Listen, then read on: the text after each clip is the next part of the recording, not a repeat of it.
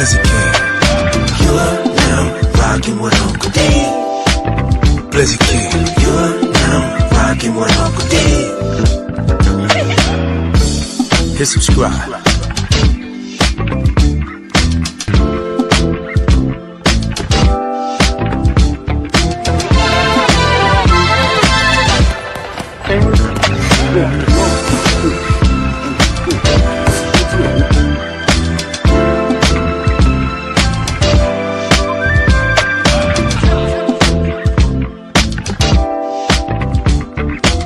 Subscribe to my guy, Uncle D.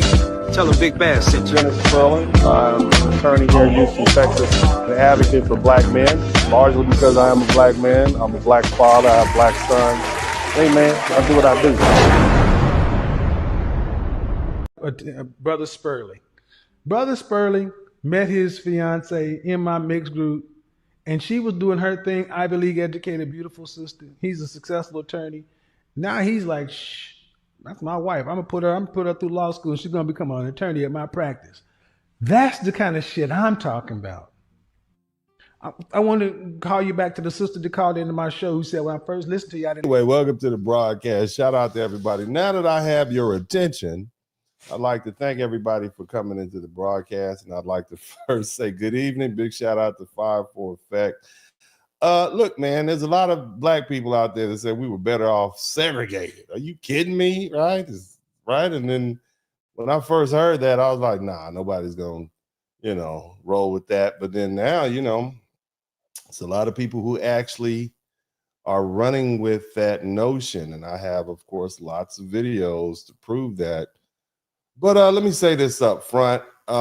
This message is not for everybody. This is for black people who keep saying we're better off back then. We were better off during segregation, or parroting the racist aspects of this, conservative movement. Really, it's not really a conservative movement. It's really kind of like a revitalized white supremacist, make America great again. Is just a cover word for make America good for white people again. But you need to understand what they're actually asking for. And if you believe that, you're historically illiterate and you're insulting every black man and every black woman who fought and bled and got jailed and got beaten and got unalived, okay, just to drag us out of that condition. Now, when people, especially the white far right and what we call the MAGA crowd. Now, again, in spirit, I have no problem with making America great. I just have a problem with what they mean, okay? What do you mean by that? Make America great for who? Okay? And they know exactly what I'm talking about, and they should. What they really are talking about is the 1950s. And just so I know everybody in here is listening, write the 1950s, okay? That's the era that they're talking about. Life was great in the 1950s if you were a white man. If you weren't, especially if you were black, it was controlled. It was a nightmare. You were expected to survive quietly, okay? The 1950s were so economically prosperous, the sociologists actually believed America was headed toward becoming what was called a classless society. And that doesn't mean degenerate. They mean there was no class differentiation and everybody was rich, okay? By the 1950s, about 60% of the US households were middle class, and the median household income doubled between 1945 and 1960. But that wealth didn't come from virtue. It came from circumstance.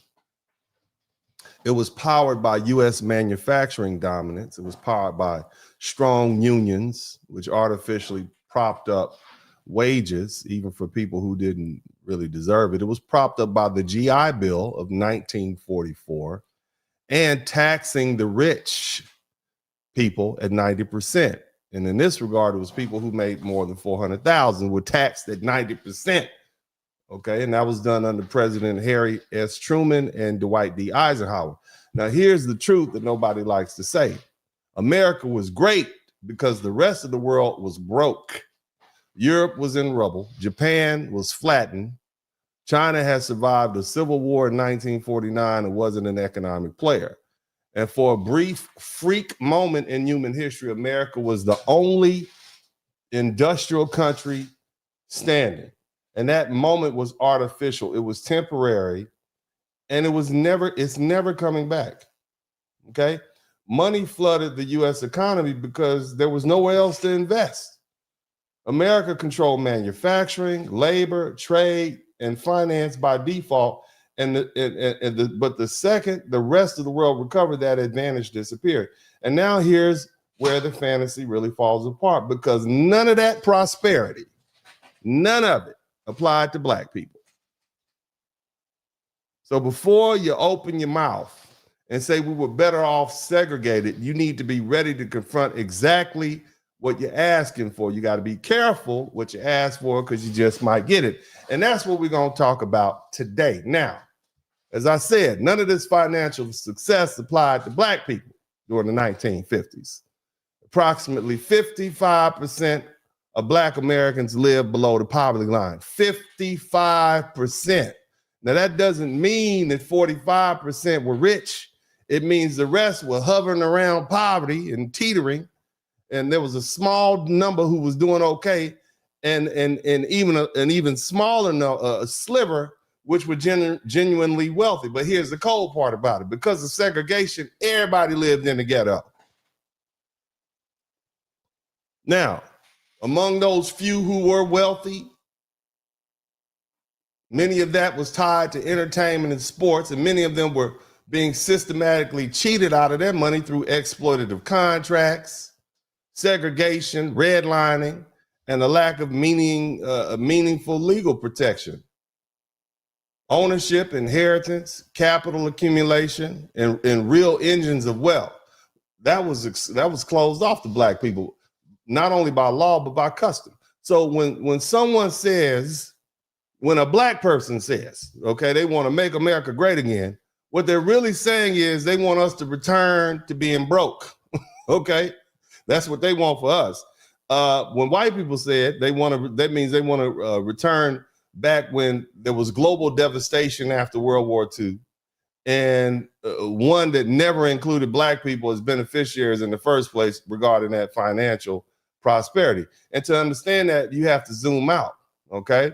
In the 1920s, there was no official poverty, but poverty among black Americans was rampant. And during the so-called roaring 20s, over 40% of all Americans were broke. They were in poverty. And black people were disproportionately concentrated in that 40%. So in the 1920s, the majority of us, the vast majority of us were broke. We were farmers, we were sharecroppers, which means you had to get up and work because nobody else would hire you. You were a domestic, which means you cooked and cleaned for white folks. That means you were out, that means ladies. What that means is that translates to domestic. That means you clean white people's dirty toilets. That's what you mean. You means you washed white women's dirty panties after that Aunt Flo came to visit. That's what that means, okay? Black man, what that means is you mop floors, you wash cars. This is what you did, especially in the South, where agriculture was already in depression throughout the decade. And the racial wealth gap was enormous. Black people, we had to deal with low wages. We dealt with exclusions from unions, so our wages weren't protected. They could pay you whatever you want, and you had to worry about racial violence, which included the resurgence of the Ku Klux Klan, and then you had limited access to education, and what that did was it ensured that the next generation would not be economically mobile. So even W.B. Du Bois observed at the time. He said America's experienced, prosperity for some and depression for others. And when he said others, he was referring to the Negro, the colored man, and the colored woman. All right. Now, fast forward to the 1950s. This is this nostalgic era that we're talking about. Everybody wants to romanticize. Well, by 1955, the first year the U.S. Census Bureau formally measured poverty, the official poverty rate for black people was 55.1%. That means we were broke. It's the highest rate recorded of any time. They want you black people to return back okay, to the 1950s during segregation, when we had the highest rate of poverty. No cell phones for you, no ladies, no weave, no extensions, no eyebrows, fellas, no shoes, no cars, nothing. That's what they want you to return back to. Segregated housing, which means you got to go move back in next door to your cousin, Pookie and Ray Ray. Pookie on one side, Ray Ray on the other side, with your Ivy League degree. You were excluded from home ownership in the suburbs. You had to go to crappy schools. You're going to have to deal with job discrimination. You will not be able to unionize. Okay. And this is what, and Black Americans were locked out. So Black people were all around. We were around the money. Somebody type around the money in the chat room. We were around the money, but we didn't have the money. Okay. That's like being at the dinner table, but you can't eat. Is that what y'all want to be? Somebody type "Make America Great Again." That's what they mean. The 1950s. Somebody type 1950s in the chat room. Now, you know, we were near the wealth. We were the laborer. We weren't the owners of it. We worked in the factories. We cleaned people's houses. We watched white people count their money. We cooked their food. We couldn't eat it. We raised their children and watched them go to Harvard and Yale and all that. We laid the bricks on their nice houses. You see what I'm saying? We helped harvest their crops and whatnot. We was out there picking cotton and everything. Yo, you see, we help make white America comfortable. That's what white people mean when they say "Make America Great Again." Because see, we were structurally blocked out from accumulating any wealth for ourselves. So yes, Black people had to sit back and watch white people live it up. Okay, white people were able to get GI bills and mortgages in the 1940s and 50s, and the Black veterans who fought in World War II got denied because, see, the GI Bill was administered locally.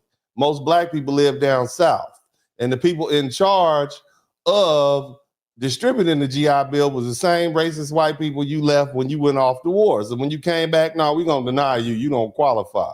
So you had to go straight back to your old slave master's great grandson, and he's just gonna, nah, you're not gonna get anything. You see? So when white families moved to newly built suburbs like Levittown and that started around 1947, Black families basically stayed in the hood. You stayed in the urban ghettos. It's right there. Never went. You GI Bill my butt. You staying right here. Okay? This is what happened to us. All right. So you know, we were close enough to see the prosperity, but we were locked out from touching it. They saw white men and white women and nice houses and build equity and send their kids off to nice colleges and take nice vacations. And well, I mean, we had TV so we could see it, but they retired on their pensions. But Black families rented. We had to rent it. We were redline. We couldn't get loans. Worked multiple jobs, passed down absolutely nothing. And, you know, the wealth was circulating around us, but it wasn't coming through us. And this is a key distinction that all this nostalgia ignores. So when people say "Make America Great Again" and returning to greatness of the 1950s, they're really asking for a return to a time when white people had money and Black people were broke. Okay, that's what they want to do. And I'm not really trying to be broke. Now, speaking of not being broke, Black people are a lot richer in 2026. Okay, we are a whole lot better off in 2026. So when Black people say that we were doing better in the 1950s, they usually support that belief by saying that more Black people were married at the time. And I'm gonna deal with that later, okay? But that's not why it happened. The truth is, before that, Black people were already building and doing fine relative to where we started, and that was enslaved, uneducated, and locked out of opportunity. We kind of started making our own way. And we were not married at such high rates in those earlier periods, at least not marriages that were recognized by law, because we had Black people that were married during slavery, but they could just sell you off. In addition to that, by the 1960s, the Black poverty rate was still at 60%. I want you to understand, okay? 60% of everybody around you was living below the poverty line. And so when people say Black people were better off during segregation, they're not looking at the entire picture. They're just cherry picking a moment and ignoring the larger economic reality. Now let's fast forward to 2026. As it stands right now, in 2026, black people are a lot richer. And when I say a lot richer, understand this. We went from a 60% poverty rate or 55.1% poverty rate to 18 to 21%. 18. So we went from 60% of us to basically 4/5 of us, or more than over 80% of us living above the poverty rate. You understand what I'm saying? Because right now it's far less. This is a dramatic improvement from 55% in 1959. Okay? And it's even a bigger improvement from the 1920s and the 1930s and the 1940s. While, you know, they don't have the exact numbers, but as of late 2024, early 2025, it shows our poverty rate is about 18%, depending on who's measuring it. A lot of those have to do with old people and people who are just unemployable because of injuries, et cetera, in a old age. But, you know, when people say this, and this is something that annoys me, and I want y'all to listen to me real carefully, okay? All right? We were nowhere near where we are coming out of segregation, all right?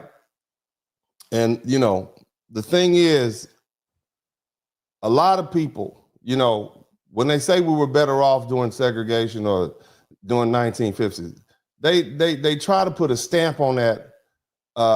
They say, see, we haven't built anything since the 1950s. How many of you all have heard these so-called, you know, you've heard these black online people say, you know, what have we built? What have we built since then? What have we built? Have y'all heard that before? What have you built? What have you built? What have you built since the 1950s? They'll point out that back then, black people built churches and schools and neighborhoods, and we had these tight-knit communities. We would tight-knit because we couldn't move anywhere else. That's why we would tight-knit. You understand?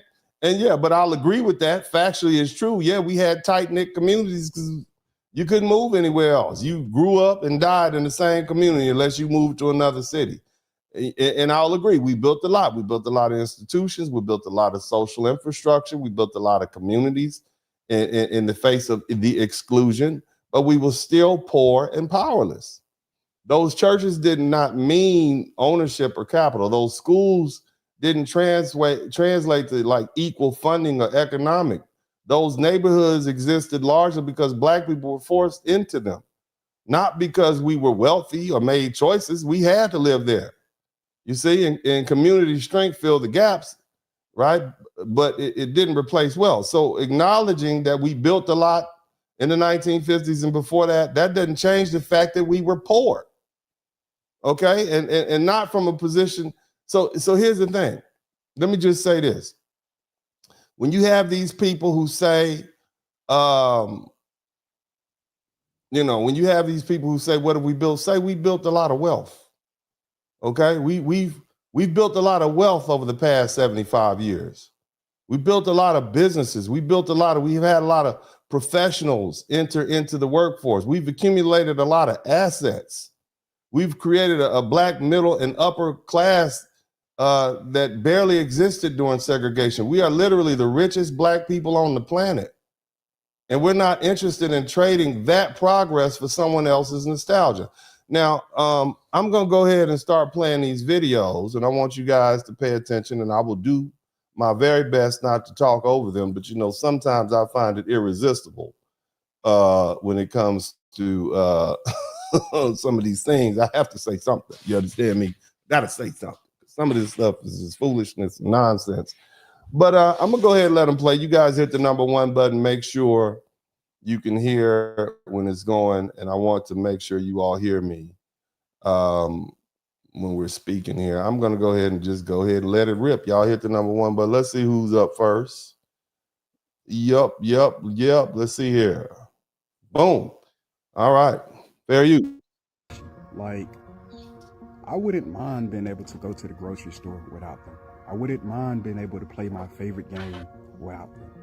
I wouldn't mind having my own designated water fountain. Like, not everybody was trying to get into a party of people that don't want us around. We would rather be with our own folks. Okay. All right. You want to be with your own folks respectfully. I'm going to let you go ahead and have it, young man. Let's see who else has something to say. Hit the number 1 button. Y'all hit the number 1 button. Praise God. Segregation shit, man. I'm not gonna lie. I love everybody. I love everybody. People are people, right? But at the end of the day, this segregation is gonna help us as black people more than anything. And here's why. It's gonna teach us to love each other again. There's too much hate in the black community right now, man. We don't trust each other. We don't love each other. So you think we trusted each other back then? Is that what you think? You think back when we were segregated, we trusted each other?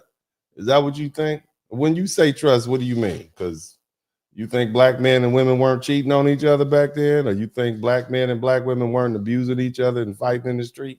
I don't think you know, brother. I'm just saying, but keep on going. Keep on going. But this is what we're dealing with. I want y'all to listen to these young people.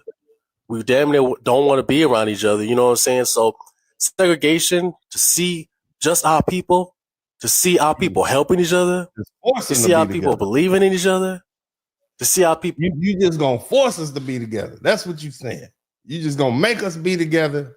We just gonna be here. That's what you force segregate. Go ahead, brother. Look, like I'm looking forward to it. It's about time. It's about time. I'm with it. I am with it. Let's segregate all the way. Now look, you know, segregation means you can't go over to the white part of town. You got to stay in the black part of town.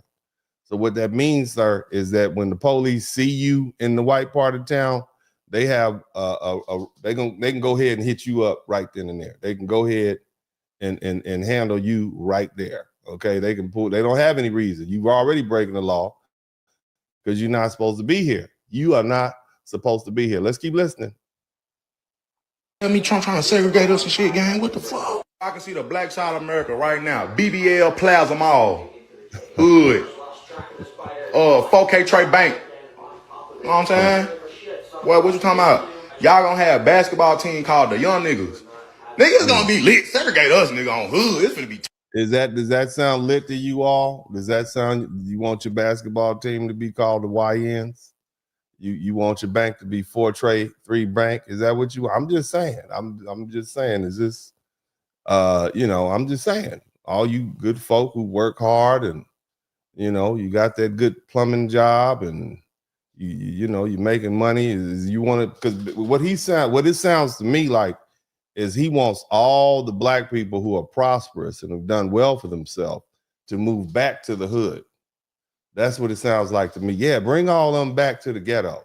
Make all these prosperous, success. That 79 to 81% of black people. We want all them that aren't in poverty. We want all them to come back to the ghetto. That's what we want. That's what it sounds like to me. Let's keep listening. People gonna bring the parades back. I can't wait to see the old, not these new parades, the old school parade. Oh boy, y'all gonna have it. I can see it right now. Trump gonna get this shit popping. Gonna bring back Long John Silvers. Yeah, we're gonna have black officers again that know your mama. So when they pull up, your ass don't always go to jail. Our black mayor or president gonna be talking about some every Sunday is soul food Sundays. I fucks with it. All the fucking black people whooping each other kids again and bringing them to the house.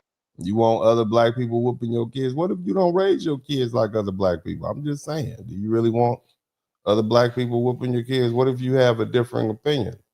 You see, what if somebody whoop your little girl because they called her tooting up her little skirt? Are you gonna get mad at that? Is that what you want? I'm just saying. So I can whoop their ass again and I can be like, nigga, you gonna go down to Cassandra's house embarrassing me, nigga. Nigga gonna be shooting dice and ain't nobody gonna get.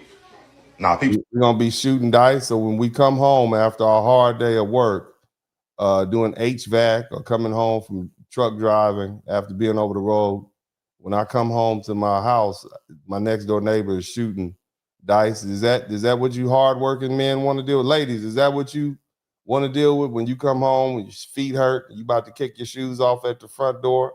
When you get into the atrium of your apartment, there's some dudes shooting dice. Is that what you all want? Is that what you want? I'm sure there's some people that like that, but I would much rather live around people who have my same belief system. I'm just saying. Okay, so let's retire that young man. Let's move on to somebody else. Let's go ahead and take a look at what else. Let's see what we got. A little sister here. Let's see what the sister has to say.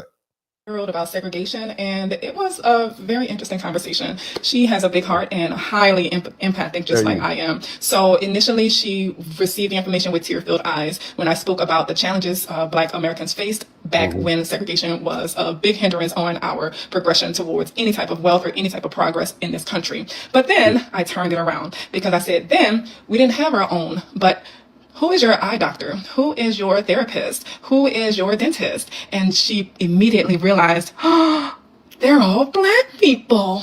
So she understands we have our own now. We have judges, we have lawyers, we have doctors, we have contractors, we have everybody we need. That wasn't the case back then. That's the case now. So if segregation, Man, you're a Black judge. No, you were segregated. You didn't have enough right. You couldn't even vote. Okay, you couldn't vote for the white man system back then, even though you were supposed to be able to.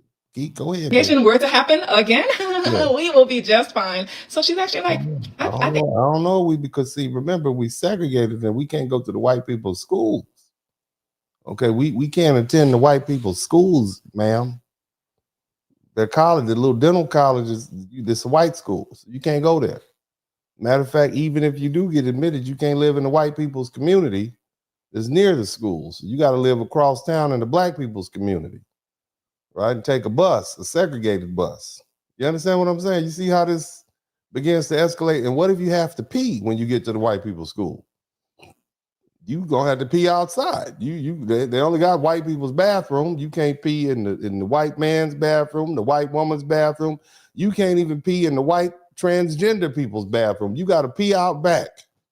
With the segregated colored people's facilities. This is what you say. You think it's just gonna be all hunky-dory? You better cut it out. Let's move on to the next person. These young people, like, boy, I tell you, we got to do better. We got to do better. Let's go ahead and listen to some old people tell us segregation. Elementary school in Terre Haute? Yes, at Booker T. Washington. And that was a segregated school? Oh, yes. Tell me about that experience. It probably, looking back, it was probably the best school experience of my life. All of my teachers were Negro. That's what we were called then. My third grade teacher was Jane Dabney Shackelford. Okay. She wrote the very first book very first book about African American history for children. Okay. It's called The Child's History of the Negro. She was my third grade teacher. Somebody type Meemaw in the chat room. Go ahead. My seventh grade teacher was John Wesley Lyda, Sr. He wrote the book, The Negro in Northern Indiana. Those are the kinds of teachers I had. And that's great, Grandma. That's great. Okay. But could it be that others may have differing opinions? Because, we've heard a lot of young people talk about their experiences, but, maybe Meemaw, maybe Big Mama might have something else to say. So we have brought in a Big Mama. Was like to go to a segregated high school. Because there's always other opinions, and you can't just pick and choose the opinions that you like. So let's talk to Big Mama here. Go ahead, ma'am. Let's see what Grandmother has to say. Because you said the segregated schools were great for you. Maybe you were good. Maybe people liked you. Maybe the teachers liked you in the segregated school. But let's see what from the Black American experience. I'm with my 85-year-old grandmother, and I want her to share with you guys what her experiences were like. So, Grandma, what year did you go to high school? The year that I went to high school was in 1955. And you graduated when? I graduated in 1958. Okay, and so we have some of my grandmother's high school photos. So, Grandma, what is this? What are we looking at? Well, this is the year I went. Look how beautiful she is. Look how beautiful she was. That's it. Go ahead, Grandma. Go ahead. Went to my high school prom in 1958. Wow, look at this dress. Gorgeous. Look at her. Gorgeous. Beautiful. Got the little bow in the front. Beautiful. Go ahead. Yes. How was that? Was that dress itchy? No. Oh, okay. But it was we had to wear crimson slip in there to make it stand out. You can definitely tell this is from the 50s. I see like the 50s TV back there. Yeah. Right. Yeah. When you went to a segregated school, kind of explain that to people. Like, what did that mean to go to segregated schools? Well, to go to you only would see people of your own color. Yes, color. And all your teachers were of your color. All your teachers were black. That's what she's saying. Back then. Did you ever play like football? Beautiful. Look how beautiful she is. Just gorgeous. Somebody type gorgeous in the chat room. Games or any sports games. Did you play white schools or you only had to play other black schools? Are you kidding me? No, not white schools, but we did play other schools of color. What she's saying is we played Mexican schools and people of other ethnicities. We didn't play any white schools. Okay. Our sports teams did not play any sports against white people. All right.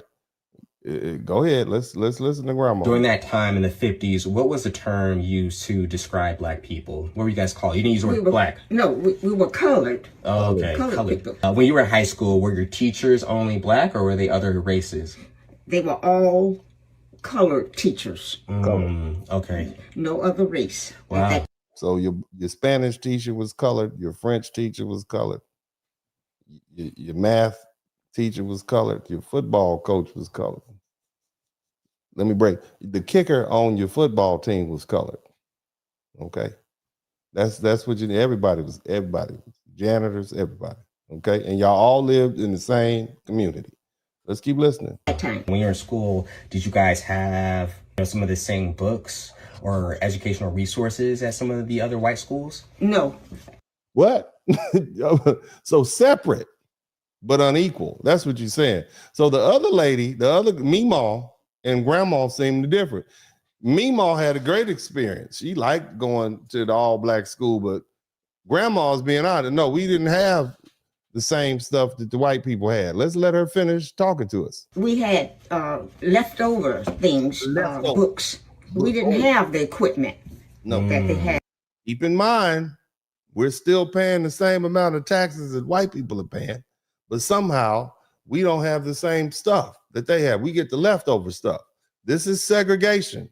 So Grandma is telling you, hey, look, my experience was that the black schools didn't have the same resources. They didn't have the same opportunities that the white school had. Now, that's not taken away from those wonderful and great black teachers that did the best they could, but the children were still sent into the world without the best education available by comparison to what the white folks had in the other schools. So let's keep listening. In the white schools. And I think that limited us it limited from learning what we needed to learn. We were limited from learning because we had deficient schools. Okay, let's keep listening. I see. So your education was hindered because you didn't have all the resources that maybe some of the white schools had. Of course. Right. Being limited and things out there that you want to see, you should know about.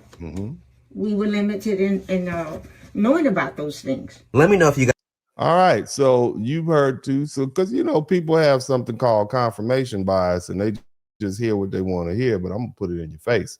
Let's go ahead and move on to hear some more young people tell us, that we were better off during segregation. Hit the number 1 button. Make sure you can hear. With my sister the other day, and I was telling her that I personally feel like black people were better off during Jim Crow. We were better off during Jim Crow. Do you all know what Jim Crow was?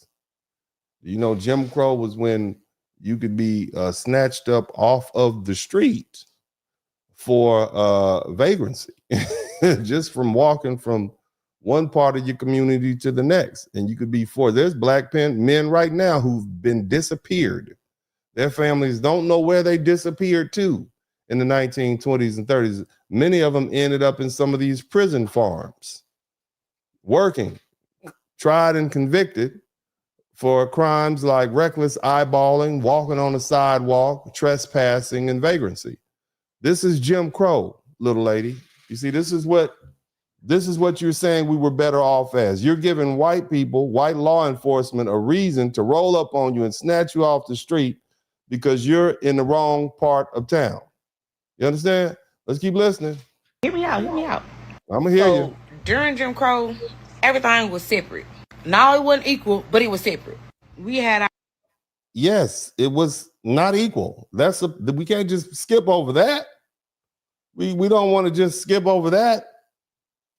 We're already dealing with issues with water in a certain town in Michigan. It's a black town, and the water's messed up, so people can't drink the water in this certain town in Michigan. That's what separate and unequal means.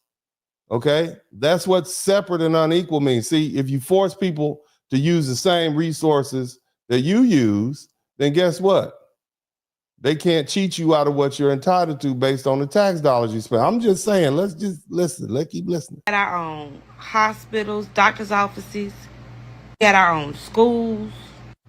The schools were deficient. The doctor's offices were what you imagine them to be. So they didn't have the facilities that they needed. If you needed to get your heart checked, you had to go to the White Hospital, and they wouldn't take you. So you just didn't get your heart checked.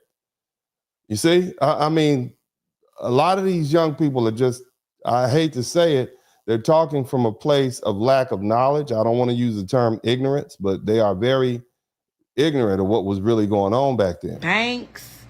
Like, we had everything that was run by our own people. Yeah, it was fucked up that we probably had, like, less or, like, not up to. We probably had death. We had probably had a lot of children dying at childbirth. We had a lot of women dying during childbirth. We had a lot of poverty. We were poor. Okay, let's not forget that, because we're a small economy. If you just leave 9% of black people to take, at that time it was 9%, we don't have enough people to generate enough jobs for our earners. We just don't. We don't have enough entrepreneurs in the community. So they're going to have to go other places. It doesn't work like that. All right, we don't have a closed economy in the black community. You need to think about that. Let's keep going. Like the standards that we wanted, but it was ours. That was our shit. So basically, you said you'd rather be the queen of a junkyard. That's yours. All right, I can respect that. We ran that shit. We still didn't run it because we were still in America. We were still subject to the laws of the United States of America. Law enforcement, the school curriculum was governed by the dominant group of people that ran the country. Okay, so you're not you're not where you need to be. We had our own economic system. Like, money was thriving, black families was thriving. There wasn't no government. We were not thriving. We were poor. We were poor. Okay. We were poor. There were 2-parent households. Like, family was family back then. Okay. And more importantly, we stuck together. Like, we came together when it was necessary. We were forced together. Take me back to those days, minus the fucking water hoses, like getting hung and shit. Y'all can keep that. That black pride, I want that bit. You cannot separate Jim Crow from segregation. You can't do that. You can't separate Jim Crow from segregation. They're one and the same. Separate is inherently unequal. I'm going to deal with that in a minute. This is going to be a barn burn. I need y'all to understand that this is something that's been festering, and unfortunately, if you don't check people, they'll just keep going with it. You understand? Explains what the new face of homelessness will look like in America. Okay, say that for another day. Y'all hit the number one button. Keep listening. Let's see what else we got. Controversial, but good morning, cousins, nieces, nephews, and all the family members in between. This may be controversial, but I'm gonna say it anyway. I think we do need to bring back segregation. And for this reason alone, I like to know where I'm not welcome, so I don't fucking go there. I'm for it. So you guys, okay, here's the thing. You don't know where you're not welcome? Here's as they say in New Orleans, picture this. You're driving down the street and you got 2 gas stations, one on the left, one on the right. And in one gas station, you see I don't know, a taco shack next to it, and lots of people over there, black people hanging out. And then across the street, up the road, you see one with Confederate flags outside. You can't make an educated guess as to which one would be more hospitable to you, huh? When you walk into a room, walk into a restaurant, you got a bunch of black people in there, as opposed to when you walking into a restaurant, you got a bunch of folks that don't look like you in there. Which one do you think you're more welcome in? I mean, look, I don't think that's a good enough excuse. If you can't figure out where you welcome or not, then that's something that you got to work out with. But go ahead, brother. I think you being disingenuous with that particular statement. Let me know, hey, bro, you can't come here. Cool. I ain't coming there. Yeah, you can't come to the hospital. You can't send your kids to school here. You can't drive down this street. You can't be in this community at any time. You can't be in this part of town after a certain time. You can't go to this shopping center. You can't go to this facility to even work. You can't go here to live. Is that what you want? I'm just saying. Think about it. What are you asking for? Because see, they could say it could be a no-go zone to 90% of the country. Get to the point, there's some highways you can't use. Do you really think that's a good idea? All so you can do what? Say that this little part of town is ours. You're going to stay in that little part of town. And on top of that, when they talk about segregation, they're also talking about buses, airplanes. Okay, this is what they're talking about. So I don't think people are really thinking this through. Let's keep working. I'm fine with black people spending money with black people. We spend the most. So why not spend it with our people? I think we should start segregating our money. Segregating our doctors. I like our black doctors. You know why? Because they have to work 2 times as hard as you white people. And that's a lot of reason we had to work 2 times as hard as white people because they didn't have the facilities that the white people have, sir. So when it was time to take the test, and they had to double up and triple up to catch up. So that's something that a lot of folk don't understand. But in fact, man, I don't mind black lawyers, dentists, any other profession, black cops. We should police our own. Yeah, but what's going on? This is not stopping you from calling black lawyers. Speaking of which, if you need a black lawyer and you've been involved in a car accident, call me at 713-229-0770. Since he mentioned black lawyers, I am a black lawyer. I'm a very good black lawyer. You can hit me up at 713-229-0770. Okay, if you've been in a car accident, I'm licensed in Texas, Louisiana, New York, Illinois, Michigan, where else? Arkansas. I think did I say Louisiana? So go ahead and hit me up if you've been involved in a car accident, okay? But we'll let this brother get back because he said black lawyer, and that was my cue, and I wanted to make sure y'all knew who you're dealing with. Shout out to everybody who's contributed to the Super Chat, the Cash App, and the PayPal. Remember, if you learn something, I should earn something. But make sure you hit that subscribe button. All I need is 31 new subscribers, and I will get all the way to 90,000, 91,000. But we'll let the brother finish. Because our own understands us. Mm-hmm. Maybe it's time. I think we should bring it back. But the thing about bringing it back is this. Mm-hmm. We will fuck you up if you try to destroy it. With what, brother? What did you hear what happened in Venezuela? Did you hear what happened in Venezuela? Did you know that 20 Army Rangers dropped out of a helicopter and kidnapped the president of Venezuela and his wife? What are you talking about? How are we going? You think you're gonna pop your little 9mm, your little AK-47? What you think that's gonna do when they come in with them sonic booms and make your brain jiggle and you falling on the ground, bleeding out your nose and pooping on yourself like those Venezuelan military men did? And they would not cut it out. Stop it. It's not gonna work. And just get these silly notions out of your head. Somebody said this is a Pookie and Ray Ray rant. Yeah, man. Cut it out, bro. No matter what you believe, I'm just a nigga that gets paid to smoke weed in the garage. Well, then you don't need to be having this conversation, brother.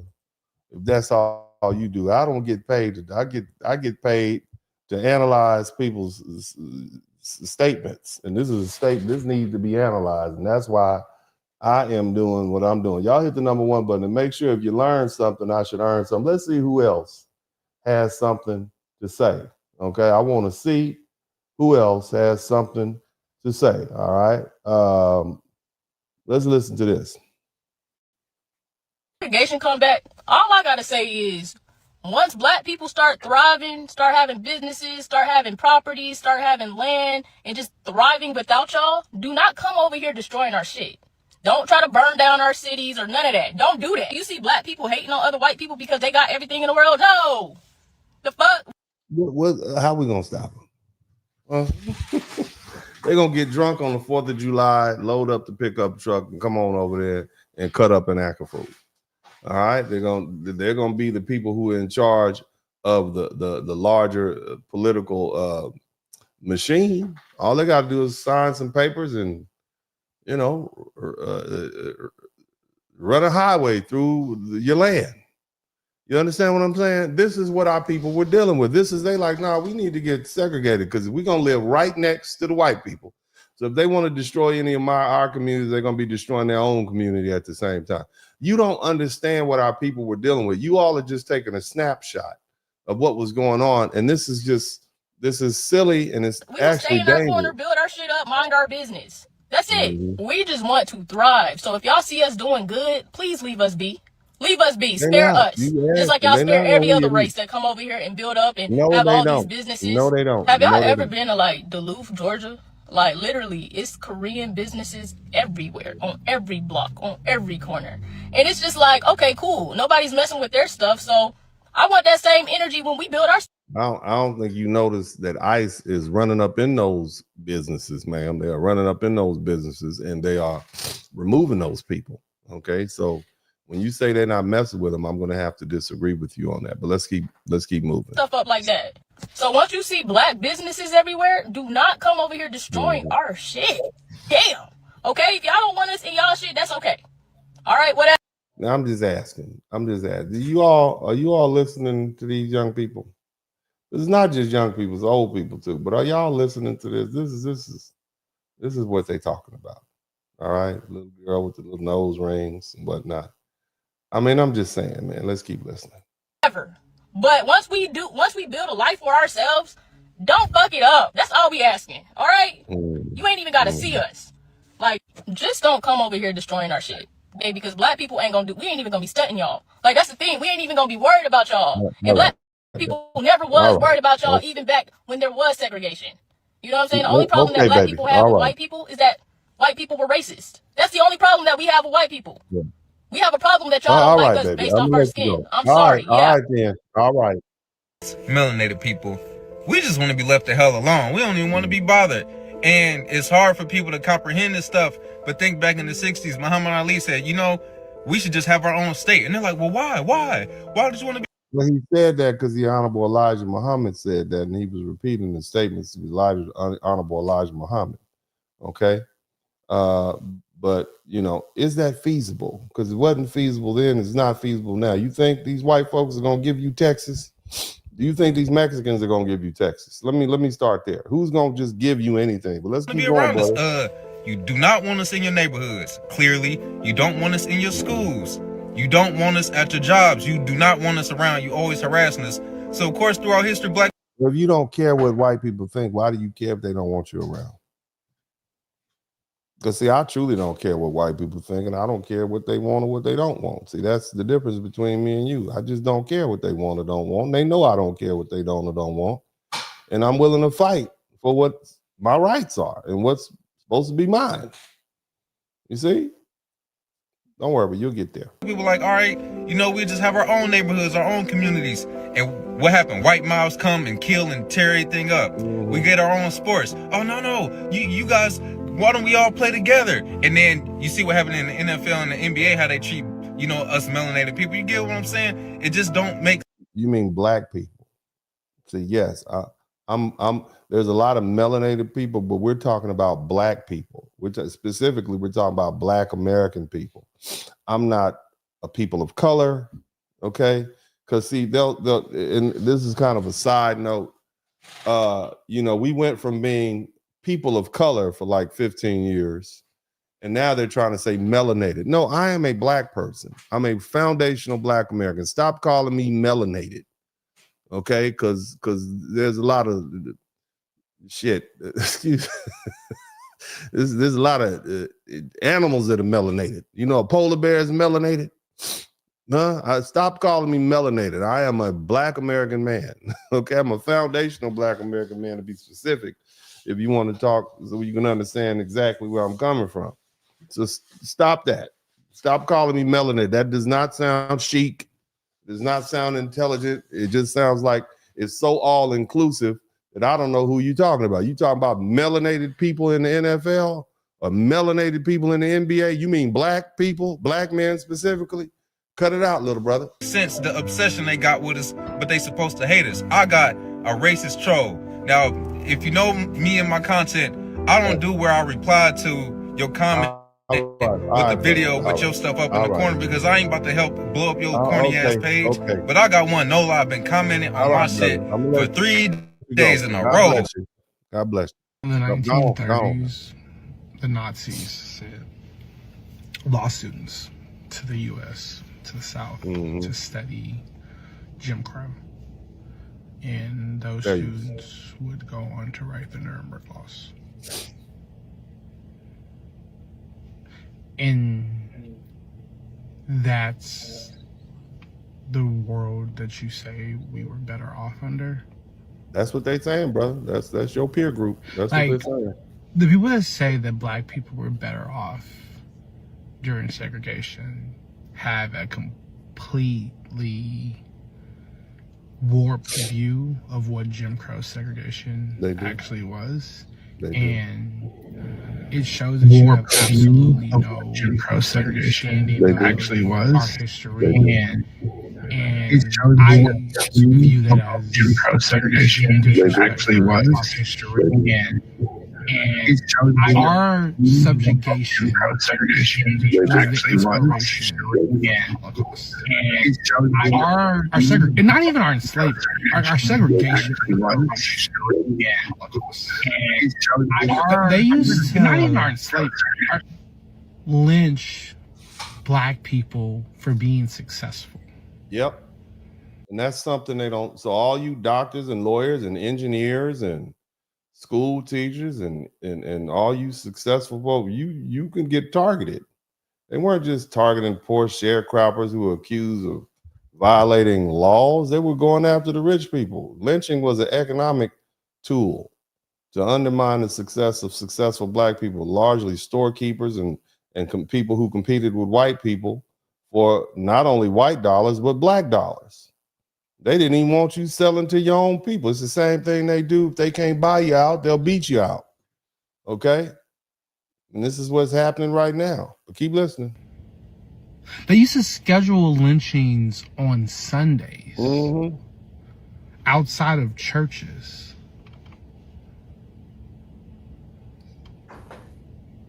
That's what we were better off as? We weren't, brother. We were not. I'm glad you know. And you can't separate the Jim Crow from the segregation. Not in America. Tell it. Like, tell it, young brother. Like, the civil rights movement wasn't just because we wanted to kick it with y'all. No, it wasn't. We wanted access to resources. We wanted you to stop fucking killing us. Yes. The first ever campaign ever created for black liberation was an anti-lynching campaign. It was stop killing us. Isn't that something? Literally stop killing us. That was the baseline. Yes, it was. The first iteration of the civil rights movement, as soon as we get freedom, it was first stop enslaving us. Yes. Stop human trafficking us. Stop stealing our bodies and fucking us and whatever. Stop eating us. Then it was stop killing us. Then it was, can we have some rights? That's what we're talking about here, guys. That's what we're talking about, brother. Let me shut the fuck up. No, you did it. Shout out to this young brother, because I'm glad there's some people pushing back against this foolishness that these folks are talking about. Y'all hit the #1 button. Make sure you can hear. better under segregation, and they give reasons such as like the money stayed within the community, you know, we were able to stick together, economic advancement, et cetera, et cetera. And there's some information to like back their claims up, but I still don't think that's true. And I honestly think for 3 key reasons. The first one is a mix of 3 connected ones: deindustrialization, crack, and Ronald Reagan. Okay. So after World War II, there were a lot of factories open, there were a lot of jobs open, and that affected everyone. Everyone was getting jobs, from black people, white people, everyone. And the reason that we had a lot of factories open and there were a lot of jobs available is because the rest of the world had just went through World War II. Japan was flattened. Okay. Germany was, you know, run over. Most of Europe was bombed to hell. China had just got out of a civil war. And so we had no business competitors. America was the only industrialized country doing anything. So yeah, they're going to put everybody to work. Oh yeah, come on, bring the darks too. Come on, darks. Yeah, we'll put them. We need them now. We'll need them now. We'll figure a way to get them out later. But we got to build these widgets and gadgets and sell them to all these people around the world. So yeah, everybody benefited from that. There was a post-World War II boom. You see, we had no competition on this planet. That's what was going on, because the rest of the world was in shambles and they had to have time to rebuild. So that's why the 1950s were so prosperous. And what happens when people are prosperous? They get married, they buy houses, they buy cars, they send their kids to college, et cetera, et cetera. But that is a time period that is not going to return unless you think unless the rest of the world some kind of way gets returned to the Dark Ages or to the Stone Age, and then America is left on its own. Maybe that's the only way that happens. But let's keep listening to the brother. But nobody will tell you that. Nobody will tell you that the 1940s, 1950s, 1960s were so prosperous because we were the only shop in town. You see, there was no Germany, there was no China, there was no Japan, there was no Europe. Everything was shot to crap. That's why we did so well. If you wanted it, it had to be American made. That helped grow black middle class, basically. The black middle class was able to grow in a lot of places, both in rural and urban areas. And at the same time, segregation was still going, both up north and down south in different ways. And so you had these concentrations of increased black money. Yeah. Then the 70s and 80s hit, and but we were still poor. Okay, so it wasn't like we were getting a lot of the money. White people were getting the money, but they still systematically locked us out. Even though white folks after World War II had all this prosperity, they still found ways to lock us out. You see, this is what segregation did. This is what you all don't seem to understand. It was going around, but we were around the money. Okay, yeah, I got a job, but you're gonna wash my floors, and your wife is gonna cook my cook my family dinner. That's what you're gonna do. All right, no, we're not gonna let you be a mechanic, but you can sweep the floor in the mechanic shop. Okay, keep that in mind. Coinciding of 2 things happens. First, black people who can leave predominantly black areas, some of them do. And also factory jobs leave or are mechanized, so black people are the first ones fired. So now black areas in urban cities and even in the rural, what they call rural ghettos, are much poorer. And then Reagan gets in office. Reagan cuts affirmative action programs, cuts affirmative action enforcement, and cuts government jobs, which disproportionately employ black people because they're one of the only equal opportunity employers. So they gave it and then they took it away. You see what I'm saying? You got to hire some of these black people for some of these jobs. And come on, Tom, we'll put if not, we're going to make you do it. Blah, blah, blah, blah, blah. We need them to work. And then 70s, 80s roll around. We're going to cut all that. Okay. That's how this system works. Let's keep going. On top of that is crack and the response to crack from Reagan's admin. All those things coincided with integration. So black middle class people leaving wasn't necessarily the cause of that, especially because it's not necessarily true that black middle class people don't live around poor black people. Like to this day, black middle class people, both in cities and suburbs, live around poor black people. And even middle class towns that are predominantly black don't have that much money. They're not like these rich black places. Yeah, successful black people live around other successful black people. most successful black people, when given a choice, they would rather live around black people, and their top choice is other successful black people. We segregate ourselves. I mean, it is what it is. Most black people don't live around white people, generally speaking. We're still a segregated country, but it's done by choice, not by force. So, and if you got enough money if you're rich, you can pick and choose where you want to live, and you typically want to live around people with the other values and experiences in life. All right, so let's dispel that. Black people have never been running up on the white people. We don't want to run up on the white people. We don't want to be white people. We don't do that. I don't know where that even comes from. That's something that was imported over here. But either way, let's keep it pushing. And that gets to my last point about what segregation is about. Segregation is not about, oh, they have theirs, we have ours. No, it's about that money. It's about a lot of things, but it's about the resources. Anytime in history that black people on our own in this country have tried to fight for more money, more resources, just for our own selves, we get denied. They did it in Tulsa in 1921. That Tulsa got burned down. Wilmington in 1898. Wilmington got cooed and raided. That was all on our own. Now, the thing is, they rebuilt Tulsa. A lot of people don't say that. Tulsa, Oklahoma was rebuilt. That Black Wall Street, it happened. It was rebuilt. And it was up there 20 years later. Okay, so a lot of people don't tell you. It's not like some of these towns weren't rebuilt. We rebuilt them. Okay, we didn't just let them, they burnt down and we left. We rebuilt them. And that's something that people don't really talk about. But let's keep it ourselves. No white help necessarily. It was still burned down. Anytime as black people we're making money without some white people, and sometimes even the right white people, they're gonna come after us. That's just how it goes. Like, even when we had those black businesses across the South and these places that are segregated, a lot of the time they were getting money from white people. And that's no shame to them. They made it work. You have to make it work with what you can. But they were getting money from white people as well. And that's what segregation was about. It is about. It's about making sure we don't have access to more resources, more money for us to grow and succeed. Black people thrived in spite of segregation, not because of segregation. And the data... We were poor. We were poor. We did not thrive. We were poor. All right. If people keep using that word, you can't say we were thriving if 60% of us were living below the poverty line.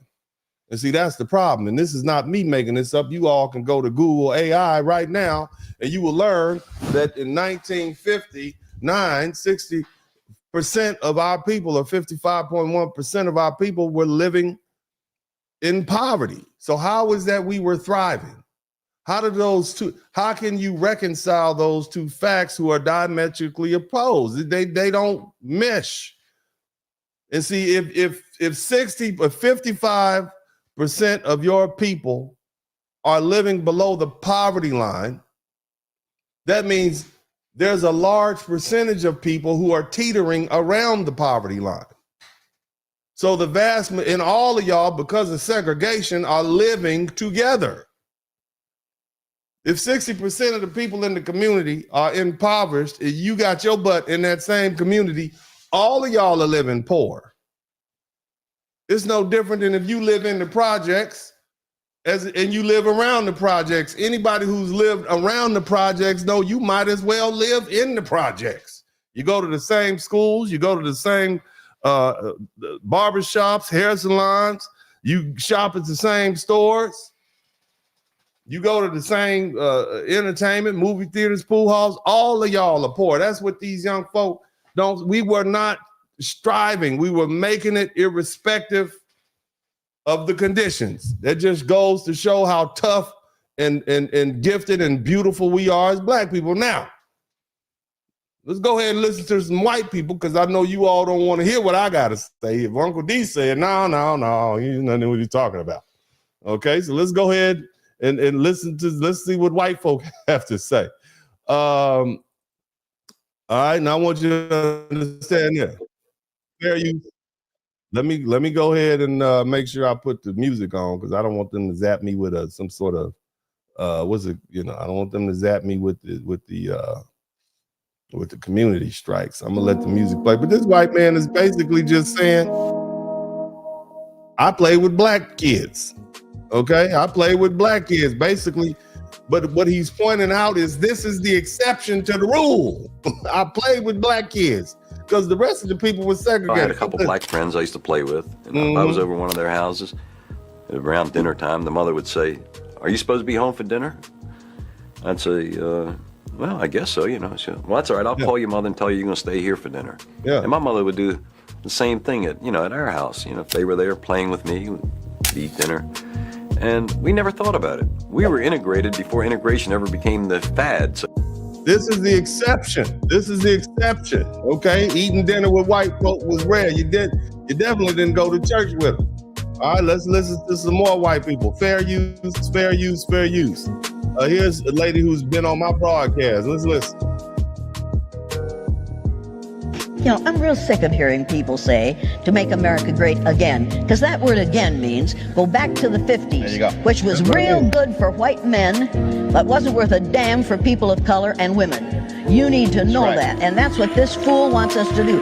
And when you hear his mentor say, we're going to deconstruct the government, deconstruct the government, take away the things that are valuable for all of us, no, you cannot allow this to happen.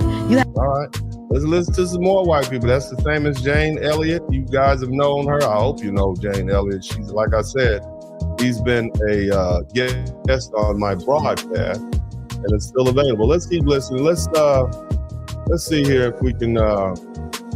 This is one I like. I'm gonna try to let this. One play. Y'all hit the number one button. Let me know if you can hear it. Do you realize that black people in America, are the most financially successful I do. across the spectrum? I know that. Of black people in any other country in the world? I did not know that statistic. Yeah, that black rich. Americans would be in the 95th percentile for income in any other country in the world on average. That black Americans have more successful businesses in America. This concept of racism. Now, he's talking about what's going on in 2026.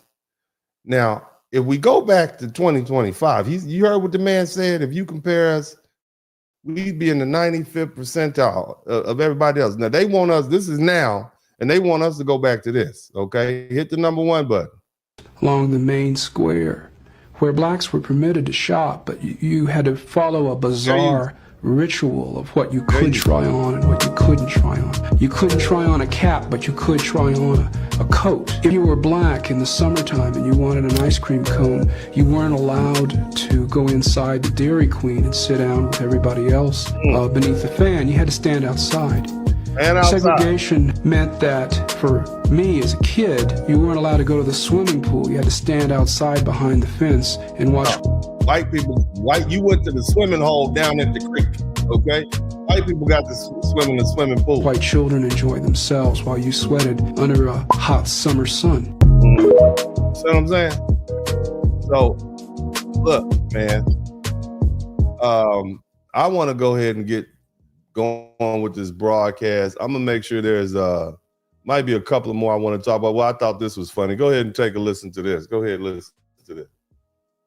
Well, what do we have here? MAGA voters are moving to Russia because it feels like America during the 1950s.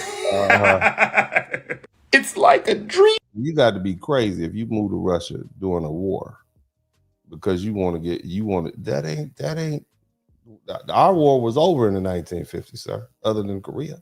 You want to move back? This man moved his whole family to Russia. Listen what happened to him. Hit the number one. Come true. Look at it.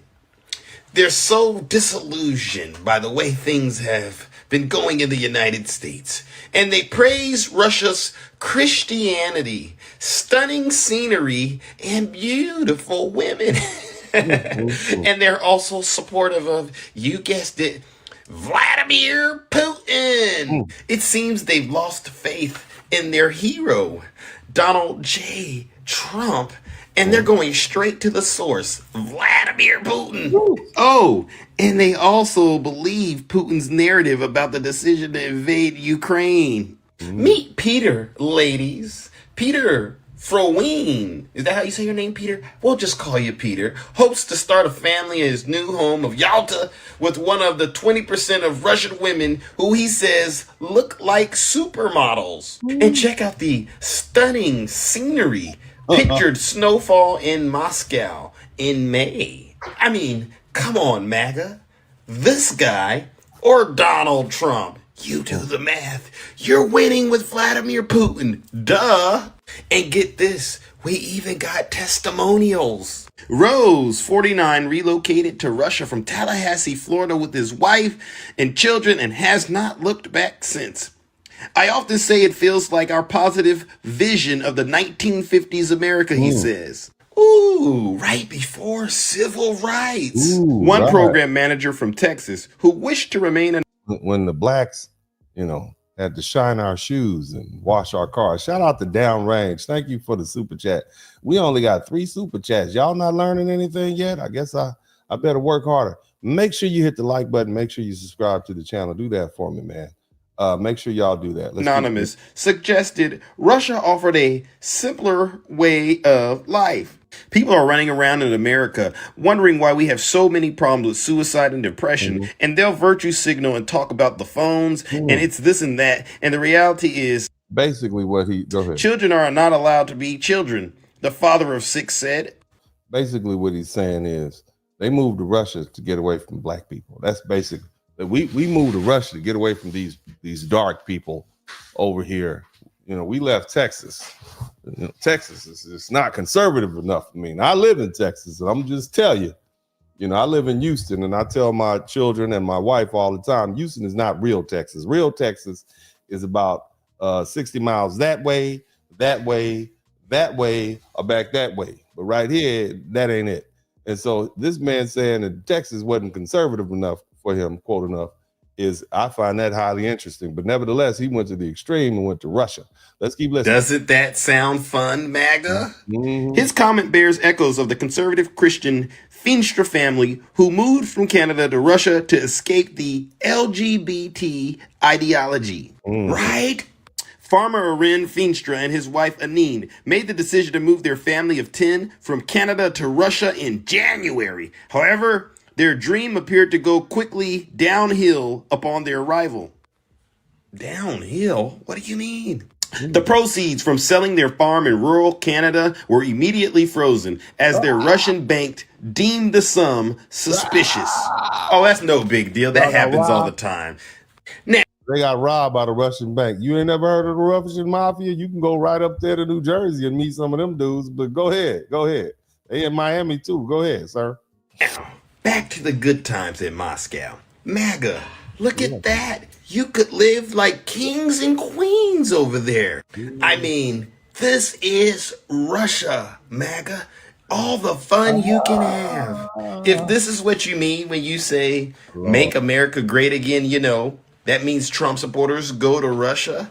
I am 110% in. I am 10 toes down for it, baby. Trump supporters, what are you waiting for? Get to Russia now. Trump supporters, get those knee pads. I'm gonna try to play this too, and then we're gonna get to the American flag. Let me get through. I'm gonna let this play. These are children who spent some time in America during the height of Jim Crow, and they're going to tell you their perspective. Listen to this, young people. You mentioned something about I pledge allegiance to the flag of the United States of America and to the republic for which it stands, one nation indivisible under God, with liberty and justice for all. Well, the last phrase just doesn't suit everything. I mean, with this segregation problem here and the discrimination against colored people, how in the world could you have liberty and justice for all? And in one of my... This young Filipino man is pointing out the hypocrisy of America. You got liberty and justice for all, but you got a population who's segregated. Hospitality periods. I didn't expect that even the kids could carry it that far. I had the, privilege, I should say, of attending one of the dances sponsored by one of the civic groups. And I just noticed that, it was a big dance floor, and all the white kids were assembled on the left side, and the most, shall we say, not strategic part of the ballroom well, all the colored boys and girls were in there. And I never saw a white boy asking a colored girl for a dance, nor did I see a colored boy asking a white girl for a dance. I had enough of the experience. So basically, what the young man is saying is that, you know, he went to a school dance and they literally had a rope between the two. That they split the gym in half, and black people on one side, white people on the other, or no rope at all, and you just knew not to cross that line. So, you know, family, this is some actual folk who are actually telling you what life was like back then. You've heard people from many different backgrounds. Now, at this particular point, I'm going to do what I normally do, and that's I'm going to fill you full of these fun facts. Now, oftentimes folks say, you know, black people were better. You know, we were better off during segregation. And the first thing they point to is marriage, right? They talk about the marriage rate, don't they? Right? Poverty rate be damned, but they're going to bring that marriage rate up, right? My good friend Kevin Samuels used to talk about the marriage rate and how high it was back then. And, you know, even in a conversation with him, you know, and our brother was poor, though. We were poor people. We was poor folk. You know, marriage rate is great, but we were poor. You see what I'm saying? Like, what's the fun of being married if you're poor? All right, so just keep that in mind. Now, again, you can't base how well off we were in one particular time because of one thing, the marriage rate, okay? It's true, in the 1950s, black marriage rates were high, and they often mirrored or exceeded white marriage rates. Okay, about the mid-1950s, roughly 64 to 67% of black women had similar percentages of black men were married. So we was married, largely married. The majority of black families were headed by married couples. Okay, now those rates began to decline later in the decades. And many people equate a higher marriage rate with being better off. Somebody type better off. If you've heard anybody say better off because we were married, type better off. You poor, but you're married. Okay, you blacks, this is what your Charlie Kirk types are saying. You were better off when you were poor, segregated because you were married. And that's something we can support. Now, we were married during slavery, but I don't, any one of you all would say we were better off during slavery because that just sounds obscene. Nevertheless, again, I'm not going to get off the point that we were not only poor, but we were extremely poor. Marriage didn't equal wealth. Marriage didn't equal ownership. Marriage didn't equal access to money and finance. Black families could be married, stable, and still locked out of home ownership and fair wages and inheritance and economic stability. High marriage rates did not protect black people from poverty under segregation. So pointing to marriage rates without talking about poverty rates, wealth ownership, and economic power is highly misleading. And we weren't better off. We were surviving. And the difference, okay, we spent 75 years climbing out of poverty. We've built businesses, we entered professions, we've accumulated assets, and we created a black middle class and an upper class that barely existed during segregation. We have 1.7 million black millionaires in the United States right now. So people taking this snapshot of America, especially in the 1950s and 60s, saying that we were better off back then because we were married. Look, to understand whether that's true, you have to look at marriage rates over time in the first place, not just in one decade. All right? Now, you're going to learn something, and I feel like I should learn something if you learn something. So let's go through this history of marriage so we can finally put this foolishness to rest. First of all, marriage was not always as popular in America as it was in the 1950s, okay? In the 1880s, the U.S. marriage rate was about 9.2 marriages per 1,000 people. So in terms that you can understand, 18 people per 1,000 were married to each other. That means if you live in a town of 10,000 people, 90 people were married. Okay, or you had 92 marriages. That's what that translates to. So out of 10,000 people, 92 people were married. That's 1880. So let's say you move to a huge city, a big city of 100,000 people. That means 900 people were married. So if you live in a city with 1 million people, okay, you live in a city with 1 million people, that means 9,000 marriages are there. There's 9,000 couples in the city. That's what that means. Okay? All right? 9,000 people. That's what that translates to. All right? Now, at the same time, way back then in 1880, 31% of women had never been married. And that doesn't mean there wasn't other women out there who were widowed or whatnot. 31% of women hadn't been married, which means that only 69% of women had been married. And that's one of the highest that's the highest level of single women in the United States. Men also married, and they married later, all right, around 25, 30 years old. And so early America was not a country where everybody got married young or even got married at all. And then marriage rates slowly began to increase.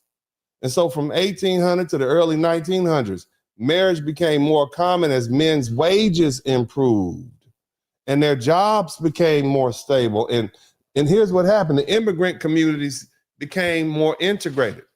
You see, as it became easier to support a household, more people chose to marry. Marriage reached its highest point in the 1960s. This is something new.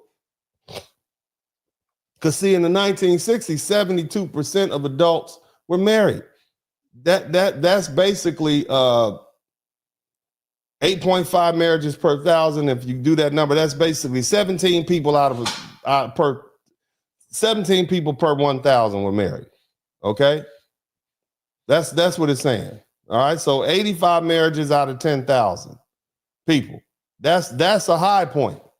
850 marriages in a city of 100,000, and only 17% of women were never married. And that's the lowest level on record. That's in the 1960s, but that's an aberration. And see, the other thing is people also married young because they could afford it. And see, this is why the baby boomer generation, which is unique in history, this is why they stand out. Baby boomers are the most married generation in U.S. history.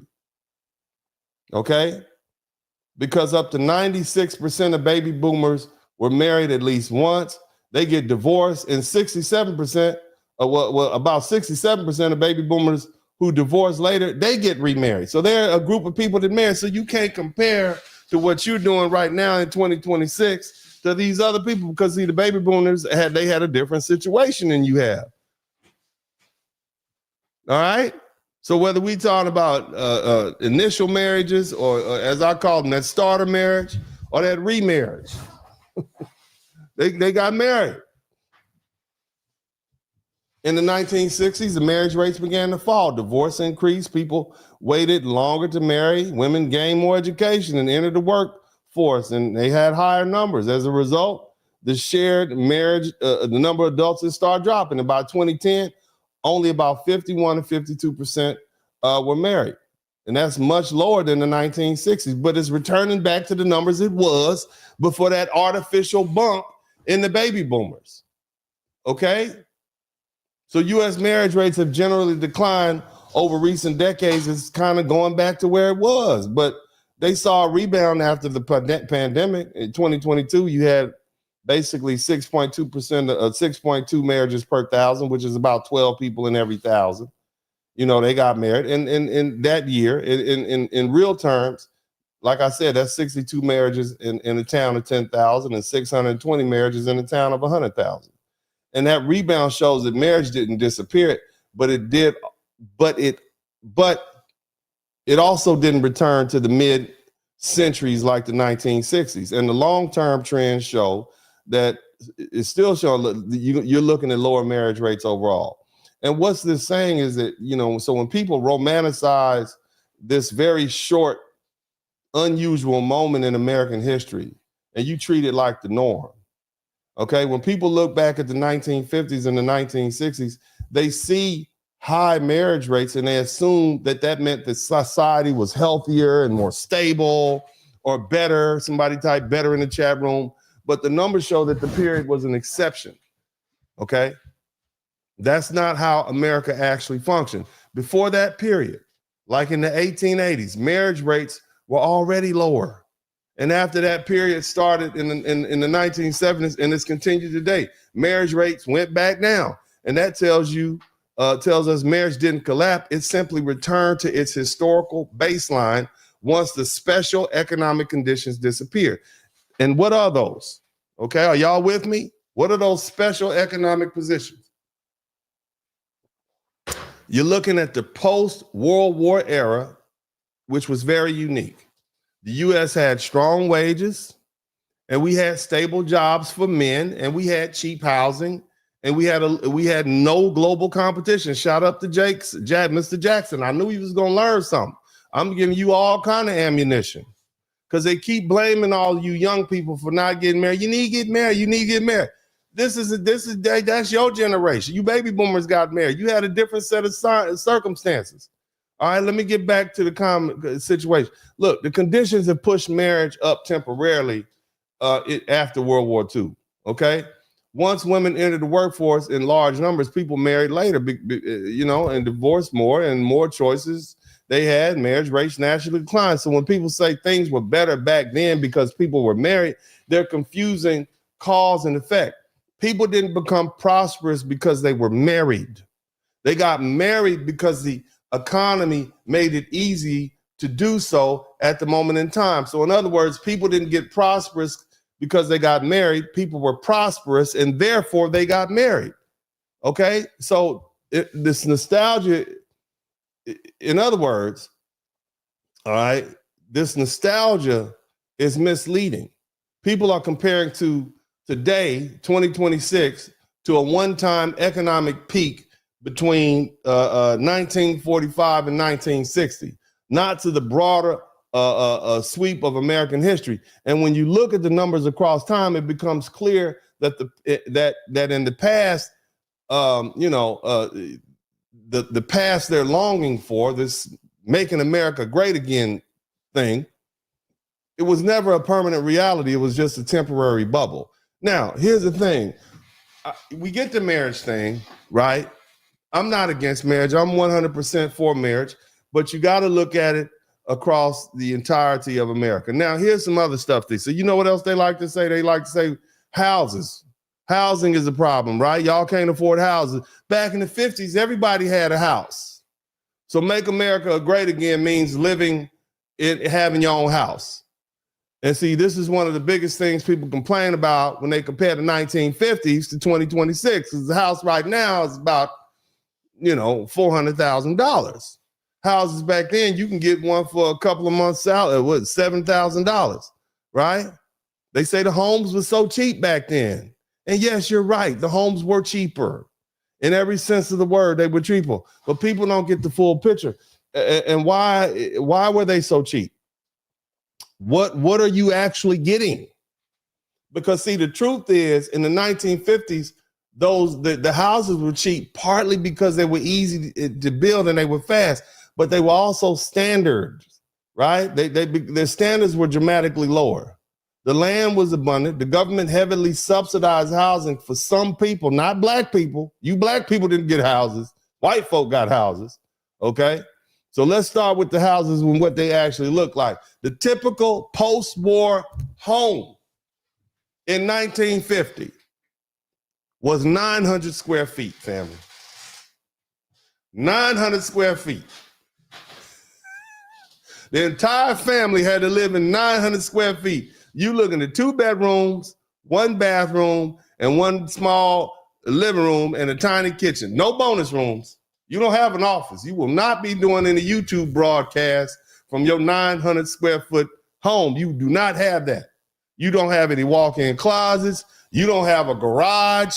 You might have one of those extended garages out in the back. So when it's cold outside, you got to go in there, lock the car in. You understand? Everything inside the house was standardized. Nothing was custom. The cabinets were identical. The windows were identical. The doors were identical. The entire neighborhood was built like an assembly style. Everything looked alike. The developers, I think, with Levitt and Sons, they built places like Levittown. And there were thousands of houses that looked just alike, right down to the paint and the color. And you didn't design your house. You pick one of the two options of these prefabricated boxes. That's basically what they were. They were built fast. They used using new post-war materials like plywood and composition board. And they mass-produced wallpaper, the same industrial techniques used to build tanks and planes during World War II were repurposed to crank out houses. Speed mattered, comfort didn't. And they had very low standards. There was no central air conditioning, so your butt was hot in the summer. There was no cable. There was no internet. You didn't have a dishwasher. You had limited insulation, so your house was cold and your house was hot. This tiny house, you had one bathroom. Can you imagine living in a tiny 900 square foot house with one bathroom and you got a family of 4 or 5? A bunch of small bedrooms, barely enough room for a bed and a dresser. And here's another thing you got to consider. Where are my calorie-enriched people? Where are my calorie-enriched people? Where my husky folks at? All the husky people come to the front of the line. All my stout ladies, all you ladies out there who are a little chunky around the edge, you trying to get, you trying to get thinner for the winter. So you know what I'm saying? You trying to get small. You trying to do your thing in the spring so you can be a small for the fall. All you extra color, everybody who's going to the brunch tomorrow, all y'all come to the front of the room. See, here's the thing. People were smaller back then. The average man in the 1950s was about 2 to 3 inches shorter than he is today. Okay, so he's about 5'4", 5'6", somewhere up in there. And they weighed a whole lot less. They were smaller. They were small people. Okay, you see grandma on the little internet, see how small she was? Same with the women. And the kids were smaller. So you can fit them kids in a little small bedroom. You put all them kids in a little twin bed. It's fine. You can't put these big husky children that you have in a twin bed. These kids eat too much. They eat McDonald's all day. You understand? That was normal. Twin beds were normal. Today, y'all need a king size bed just for yourself. You understand me? Some people, this is a one person bed, your king size, especially if you like to spread out. You know what I'm saying? You trying to fit a modern king size bed into a 1950s home, you just can't. The rooms, the room is done. That's it. So when people say housing was affordable, what they really mean is you lived in a tiny house that looked just like your neighbor, that was mass produced. You had tiny rooms with one bathroom, no modern conveniences, no personal space, no AC, and you accepted it because that's all there was. Okay? Now add the economic side. Housing was also cheap because the government policy, especially the GI Bill, which offered low interest, low down payment mortgages. That's why you could even afford the house. But those benefits were not distributed evenly. You did not get them, black people. The black veterans who came home from World War II, you were purposely excluded on the state level because the people in charge of distributing them were the same people you had to deal with on a day-to-day basis who were subject to the segregation. All right, so you couldn't get it. White veterans moved into those new suburbs with these government-backed loans, and your butt was still over there. No, you're not moving. The land was cheap because there was a lot of it. Post-war America was still expanding outward. Developers could buy huge tracts of undeveloped land and build thousands of identical houses, little tiny houses. Somebody type tiny house in the chat. Tiny 900 square foot houses. Okay? Single family homes. One wage earner. You didn't need everybody working. Why I gotta work to pay for this 900 square foot house with no AC in it? Larry, what do you mean? I'm not working, Larry. Why she don't need to work? Okay. They worked some manufacturing jobs. They had a union. They went back to their small house. They put their little, and I'm gonna talk about the cars in a minute. But look, it's small, bare bones, mass. Y'all want to go back to that? Y'all, that's what make America great again. Okay, that's what it does. I want you to So when someone says "Make America Great Again," I want and points to the housing and what they're really saying is, I want you to live in a 900 square foot box with one bedroom, tiny bedrooms, no air conditioning, no privacy, no customization, no modern expectations, and you call that the good old days? That's the trade-off. You see? And once you begin to and you black people are excluded from that, all of y'all are going to live in the ghetto. Okay? All of y'all. You are not going to move there. Okay? So once you understand what people are actually living with, that nostalgia, it starts to fall apart. Now let's talk about the cars. Oh, we can afford a car. Look, somebody in the chat room, you can get a used car for $100, and I'm going to explain why you can get a used car for $100. See, a lot of people like to compare between the 1950s and the how much cars cost. Now, what is a car? You might get a nice luxury car for $100,000 new. Okay. You might get a used car for maybe $15,000, $20,000, but they will say cars were so much cheaper back then. Yeah, you could get a car for a couple of months' salary, right? The average salary was like $3,200. So, you spend $900 and you got a car. Cars were cheaper. But again, people don't fully understand what they were driving or what they were dealing with. The reason the cars were cheap in the 1950s is because they were death traps. They broke down constantly, and they almost had no safety measure at all. That's not an exaggeration. That's reality. This is why you had the shade tree mechanic. That was real. Everybody had to repair their car all the time because cars were always breaking down. If you didn't fix it yourself, you knew someone who could. Cars weren't reliable machines. You just drove for years. They were ongoing projects. You see, and safety was almost non-existent. By today's standards, the 1950 cars, they were extremely dangerous. They had no seat belts in most of the cars. They didn't have airbags. They didn't have crumple zones. They didn't have anti-locking brakes. They had no tracking control. They didn't have power steer. The steering columns were rigid metal spears, okay, aimed directly at your chest, okay? The dashboard was solid steel with sharp knobs sticking out of them. If you crashed, your body became the cushion. You were the airbag. You understand me? And this was called the second collision. They had a name for it, the second collision. You survived hitting the other car only to be killed by your own dashboard and steering wheel where you were pierced through the chest. Braking was terrible. Cars used four-wheel drum brakes that they just went out quickly, especially on highway speeds. And tires were trash. They had poor grip. I think they call them bias ply. They had poor grip. Driving in the rain was hazardous, right?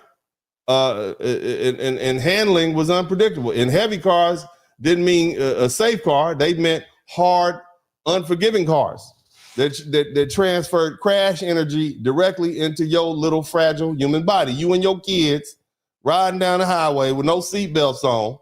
This is what happened. So you know what was up back then? Traffic deaths were high. In the mid-1950s, the U.S. saw around 35,000 to 40,000 traffic deaths every year. Hopping in the car was dangerous. Even though there were far few cars on the road and people drove far fewer miles than they do today, it was deadly on the road. You could die out there, man. You see? Now, people like to say they don't make cars like they used to. What they really mean is they were simple, but they weren't durable, okay? In the 1950s, they rusted quick because there was no rust protection. And here's the thing, after about 100,000, they were done after 100,000 miles. They required constant maintenance, oil changes every few thousand miles. You had frequent brake adjustment, greasing, steering components.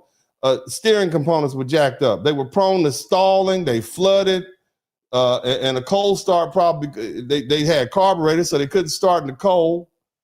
And they were easy to fix because they needed to be fixed all the time. You understand me? I've had some buckets. I mean, I had a 1965 Cadillac.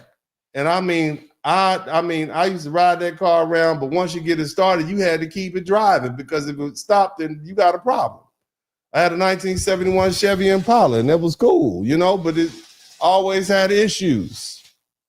You understand what I'm saying? I thought it was me, like maybe I'm a bad car owner or something like that. But no, come to find out, that was just the problem. Today, you got cars that can run up to 150, 200,000, 300,000 miles with basic maintenance. And that was just unheard of in the 1950s. So why were they cheaper? These cars that people say were cheaper, they were cheaper for a few reasons. They high volume mass production. Automakers like Ford and Chevy and Chrysler, they perfected the assembly line manufacturing technique after World War II. And so they just carried that over into making cars. And the other thing, they had a very basic design.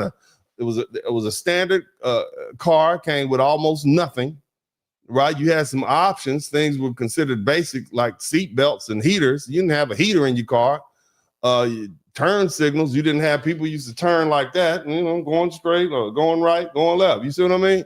Can you imagine sticking your arm out the window all the time to let people know when you're gonna turn? Nah, that was an option. Side mirrors were an option. Power steering was an option. Air conditioning was an option, and that probably barely worked, right? But these days, that stuff is not optional. You understand? And some of the stuff that we have now just, you know, it wasn't available. And the other thing is, there was no investment in safety or longevity. There was no expensive research and development department for crash testing and safety and engineering. None of that. And so when you adjust for inflation, many of the 1950s cars actually are similar in real dollars to modern day cars, but delivered far less safety and value and lifespan. So the real trade-off, so when someone says make America great again and points to how cheap the cars were, right? Cars that kill people more often, that break down all the time, that rust out early and require nonstop repair, don't pretend that was better. You know, cars were cheaper, but they were cheaper because they were unsafe, they were unreliable, they had short lifespans, and preserving human life in them doing the crash was not priority. So that trade-off, that nostalgia, they forget about that.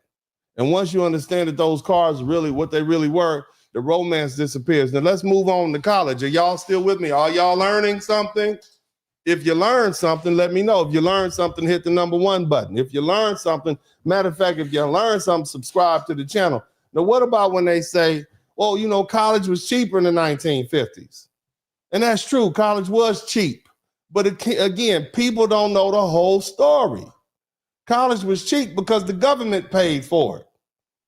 The government didn't pay, and they wasn't paying for you, okay? The government, black people, they weren't paying out of kindness. The government paid for it because millions of young men had gone to war, and a lot of them had come back. And if you wanted free college in the 1950s, the main way you could do it is get the GI Bill. And that means before you set foot on the college campus for free, you had to be willing to risk all that you had in your life. You had to be willing to go overseas during World War II and get dropped off in a foreign country and crawl through mud and face artillery and machine gun fire and bombing raids. You had to be willing to sit in trenches surrounded by dead bodies and former friends and men you trained with, young men that look just like you. And that's why the price of college was cheap. You understand me? Yeah. The Servicemen Readjustment Act, 1944, known as the GI Bill. It paid your tuition and your books and even your living expenses for millions of returning veterans, white men, not your all black behinds. Okay? All right. So you was excluded from that. All right. Nevertheless, it increased tremendously. It increased the college enrollment and it helped build a skilled workforce, but it was earned through military service. It wasn't given out free.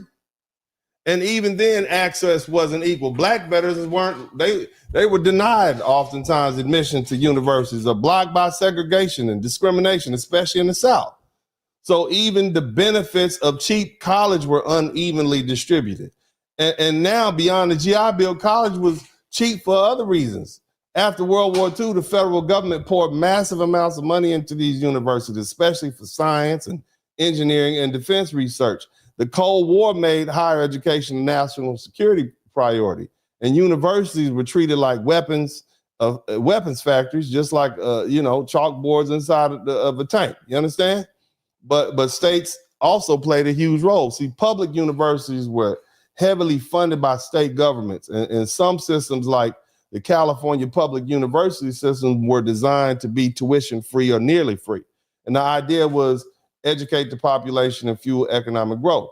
And corporations got involved. Big companies donated money and equipment and research and funding to universities. And they made sure that there was a steady pipeline of trained workers and researchers, and higher education was treated as an investment, not just a personal expense. And here's another key point that you need to understand. Back then, college wasn't required for most jobs. You could graduate high school, walk into a factory and join a union and get a skilled labor because remember, they needed you. So college was cheap in the 1950s. What they really saying is the government paid for it. Veterans paid for it with their bodies and trauma. And states, through your tax dollars, subsidized it heavily. And corporations got involved because they needed an educated population. And fewer people, but see, here's the thing.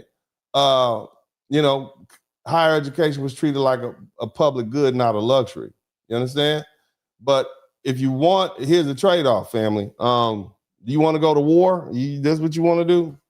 Huh? You want the government to massively fund that? Because see, when the government funds something, who eventually has to pay for it? Huh? What I'm trying to let me get to the main point. If you want to make America great again, you need to pay what America needed you to pay. All right? Because see, this is one of the main points. You romanticize the 1950s, but let's talk about the taxes. Yes, America was great, right? We was great back then, right? Marriage rates was high, we had cars and houses. I told you about them cheap houses and death trap cars, but it was also a country where you had to pay a very high tax rate, especially high earners. And when people say they want to make America great again, what they're really saying is, and whether they realize it or not, is that they're willing to go back to the tax system where very high incomes were taxed aggressively. In the 1950s, the statutory marginal tax rate was as high as 91%. 91%. That means if you earn above, let's say, let me put it in context. In the early 1950s, the top tax bracket income was over roughly $200,000 for a single filer and about $400,000 for a married couple. Now, if you adjust that for information, so that means anybody, single person who made over $200,000 was taxed at 91%. Married couples were taxed at 91% if they made $400,000. Now, if you adjust that for inflation, right, in the 1950s, roughly about $4 million in 2026. You had to pay 91%. You were subject to pay 91% of what you earn in taxes. So make America great again means that anyone earning the equivalent of $4 million a year would face 91% marginal tax rate on income above that level. And that's what it means. And now here's the part people usually misunderstand. Now, people didn't actually pay 91% of their total income taxes. The 91% rate was marginal, not total. It only applied to income above that very high threshold at the time, not to all income earners. Because again, most people just made $7,000 a year. That was the average. They had deductions, they had loopholes, they had write-offs. They had effective federal income tax rate for a top 1%. The 1950s, they paid about 42 to 45%, but that's still a lot. You're still paying 42 to 45% of your income if you made $200,000 as a single person, which is $2 million. So you're paying like $1 million in taxes, and you only made $2 million. That's high, man. You see? And lower income Americans, they face higher marginal tax rates. The lowest marginal tax rate in the early 1950s is 20%. Okay? Up from 16.6% earlier that decade. Even average Americans pay more taxes than people today. You make $7,500 a year, and you got to kick the government $1,500 for that. So you're getting $6,000 a year. Plus, you got to pay your state taxes. So yes, people paid a whole lot more taxes across the board, right? And people live, you know, they look, you know, I mean, think about it. When people talk about this, they don't really talk about everything. You see? Now, if you want to compare that to 2026, you got 7 marginal tax brackets, 10%, 12%, 22%, all the way up to 37%. That's the highest. And of course, you have deductions. And that top marginal rate of 37% is still less than what it was in the 1950s, which is 91%. You understand? So the tax rates are much lower. And so when people talk about make America great and point to the prosperity in the 1950s, what they're really asking for is much higher taxes. That's what you're asking for. This is what you're asking for, family. Are you ready to pay that? Because nothing is for free. You want cheap education, you're going to pay. You might not pay it in tuition, but you're going to pay it in taxes. You see? So this is the problem that we have here. Make America great again means, here's another thing, all right? You want to benefit. You want the benefits of the past without paying the price of the past.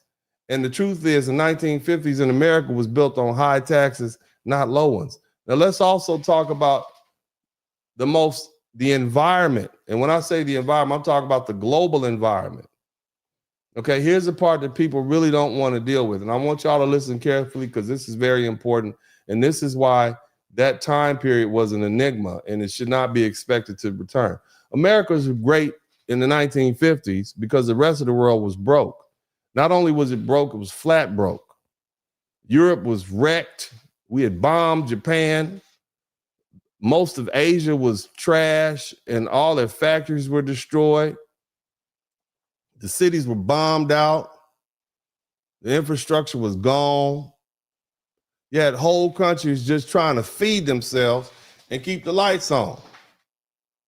Because remember, the wars were fought in Europe. They were fought in the Eastern Hemisphere. They were fought in the European theater. They were fought in the Pacific Front.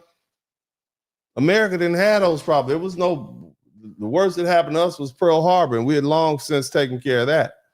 So America didn't have any competition when it was time to turn our machines of war into machines of manufacturing and progress and industry. All right. And there was nobody left to compete with us. The U.S. came out of World War II with factories standing. We had ports that were working because we used them all throughout World War II. Our economy was humming. Everybody else was having to start from scratch. And so when people talk about America's dominance back in, what they're really talking about is when America was the only industrial country in the game. And this is why that matters, okay? American companies didn't dominate because we were magically better. We dominated because there was no foreign competitors. And you weren't choosing between Toyota and Ford. There was no Toyota. Okay, you weren't comparing your Samsung or your Apple. None of that existed. You weren't buying iPhones. You weren't buying foreign electronics. All right, you were going to drive an American car. Okay, or you weren't driving. You were going to buy American appliances, or you weren't buying. You just wasn't gonna have it. Okay, and you were going to work for an American company, or you weren't gonna have a job. That's it. And so, because there was no other options, the money stayed right here. The top earners didn't reinvest in America because they loved America. They reinvested because there was nowhere else to put the money. Okay? No overseas factories, not anything serious, no global supply chain, no cheap foreign labor markets, not yet, no offshoring. If you wanted to grow, you had to build factories here. You had to hire American workers. You had to train people here. You had to pay American wages. So profits stayed inside the country. Now, let's be honest about what it would take to go back to that. To really make America great again, the way people mean it, you would need to change the environment so it could be like it was before. So the rest of the world would have to be broke again. That way you don't have any foreign competitors, no global trade, the way we know it is now.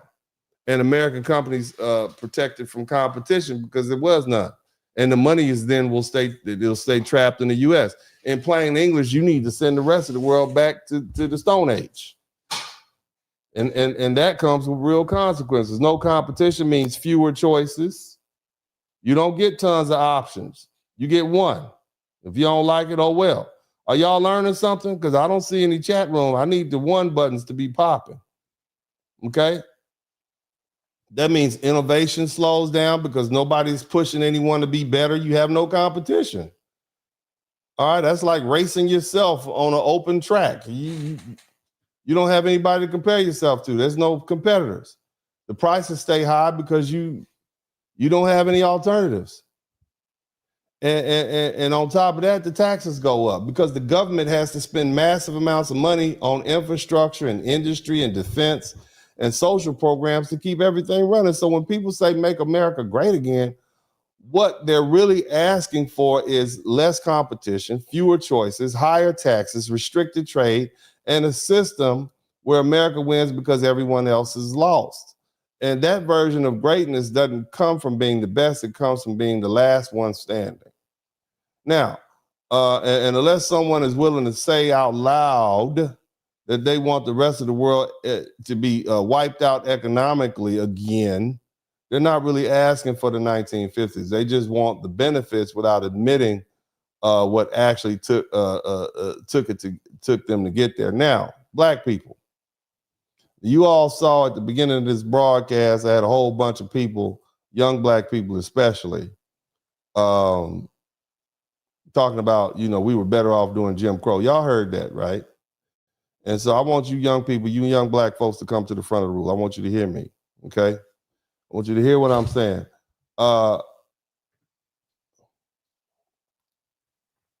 When Black people say we were better off doing Jim Crow, it shows you really don't understand history.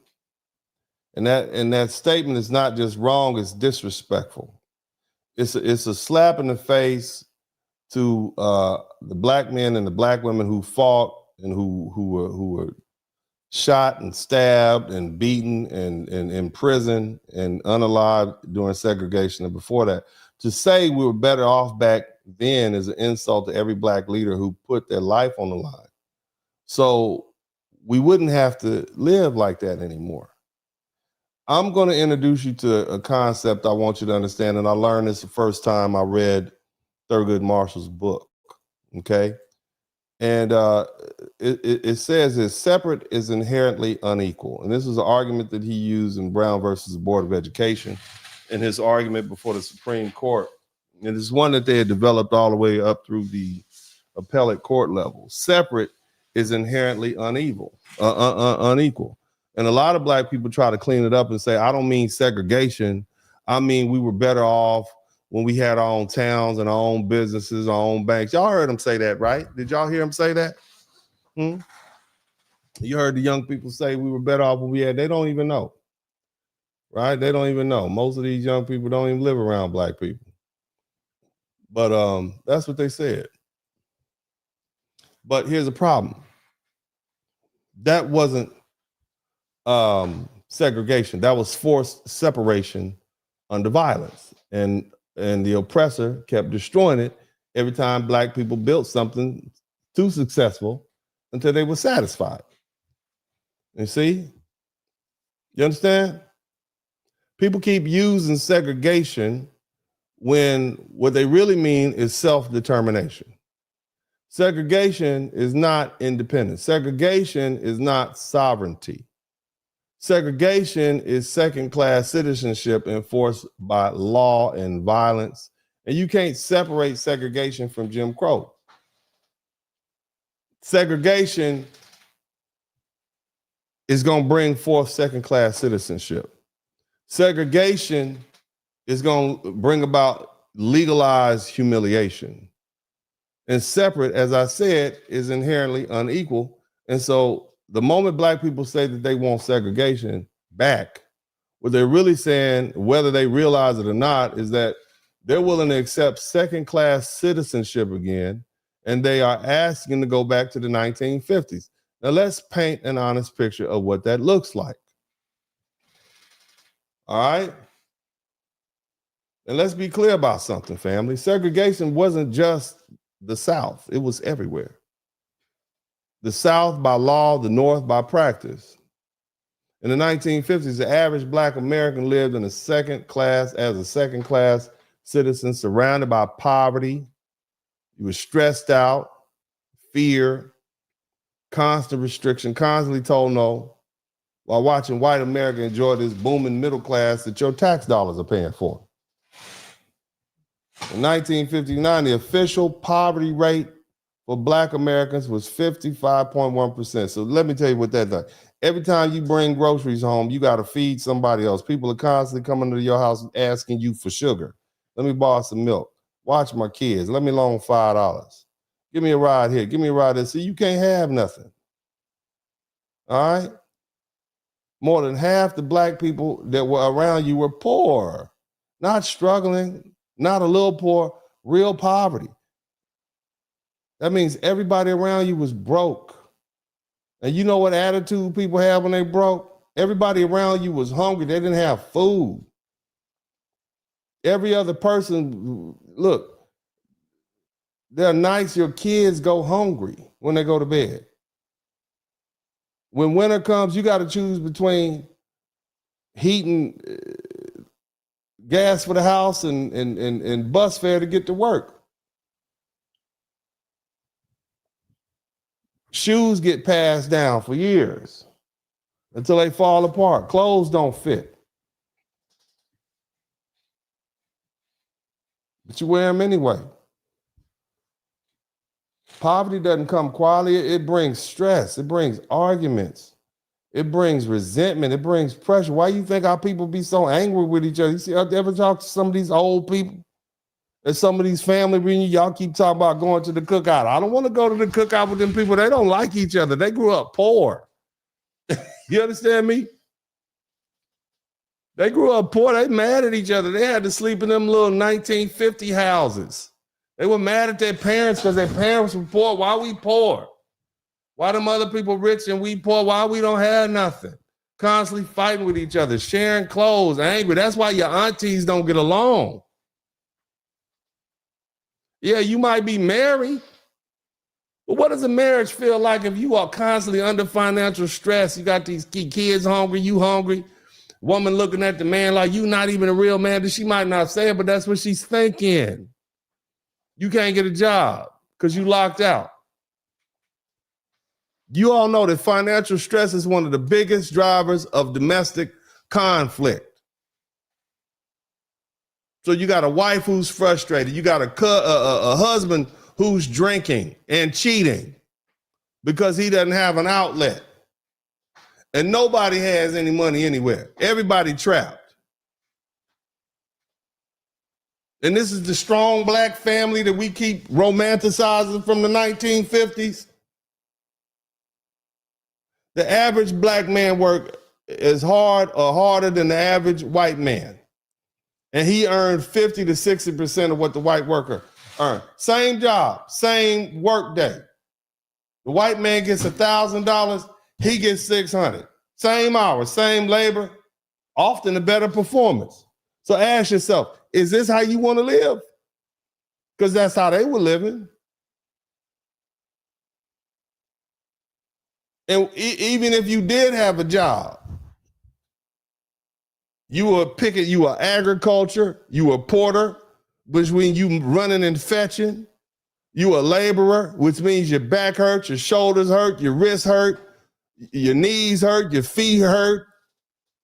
Or you were down there on your knees shining shoes or cutting somebody's lawn. So Black men, here's your reality. Back then, you're an educator. You're an educated man. You probably went to one of the Negro colleges. You might even have an engineering degree. And you shining shoes with your engineering degree. You are well-spoken a servant. And your wife, she always looking at you side-eye. She married an engineer and you a shoe shine boy. She might be a trained nurse or a teacher, went to a teacher college, got great grades in high school, gifted. But there are only so many jobs to go around at the black hospital and the black school. So she cleaning toilets for white folk. Degree in one hand and a toilet scrubber in another. Education just wasted. Maybe she sells fruit or they has some little small hustle on the side like sewing. But this is what we had jobs. This is what it looked like. And here's the other thing. If you weren't poor, you were unemployed, twice as much as white folk, and no help. You see? And let's not talk about housing. You had all these restrictive, you redlined, so you were stuck in the ghetto because you couldn't get a loan to move out the ghetto. So no matter how much money you made, you still lived in the ghetto. So you come home from work, you're a doctor, you're a lawyer, you're a school teacher, people smoking weed and cigarettes in the alley, drinking, fighting, gambling, shooting, playing loud music. Your wife, your daughters, your kids, they lived in that. Your sons grow up around criminals. Your daughters date thugs. They have to deal with thugs and catcalls. Your grandkids end up worse off than their ancestors because the people who they were around. And you had money, but you couldn't escape. And let's say you want to go and see a show or a movie or something, you downtown. You got to use the bathroom. You can't. You doing the P dance all the way down Main Street, passing up these clean white bathrooms until you find a dilapidated black restaurant or some hole in the wall barbershop with one bathroom that smells like a sewer. That's where you got to go to the bathroom. And lo and behold, your wife is pregnant. You got a white hospital right down the street, but the black hospital is 30 miles away. Guess where you're going to be driving when she's in labor in your car? And hopefully it doesn't break down. But here's the cold part about it. If there's no black doctor on duty, you might get a wet nurse instead of a physician. And that's why black infant mortality was so high back then. That's why black women died during childbirth back then. It's still high now without segregation. Imagine how bad it was back then. When you talk about make America great again, and let's go back to the 1950s, we were better doing segregation. Hell, even after segregation was made illegal, we were still segregated. Black kids went to dilapidated buildings. You heard that nice elderly lady talk about the outdated textbooks she had and the old equipment. They were like 15 years behind the white folks. The white kids would purposely snatch the pages out the books because they knew they were going to the black kids. Nevertheless, so when it's time for college, you didn't qualify. You struggled to catch up. And the system designed that way. And here's another thing. Traveling, every time you left your house, every time someone you loved left your house, they had to worry about being targeted. That's why black families relied on something called the Negro Motorist Green Book. It was literally a green book to find places where they wouldn't be attacked or refuse service or unalived. There was no peace. You were always on edge. Okay? Crowded housing, poverty. Guess what that led to? Tuberculosis, pneumonia, disease. Black infant rate was double that of white people. You understand that? And hanging all over all of that, right? There was a threat of racial violence that kept you in your place. And this is what people want to go back to. So again, when you talk about we were better off doing Jim Crow, we were better off doing segregation, you want to go back to poverty? You want to go back to having your freedom restricted to where you can live and where you can drive? You want to go back to being humiliated? You want to go back to that danger? You want to go back to being treated like a secondhand citizen, being refused service, even though you have the money?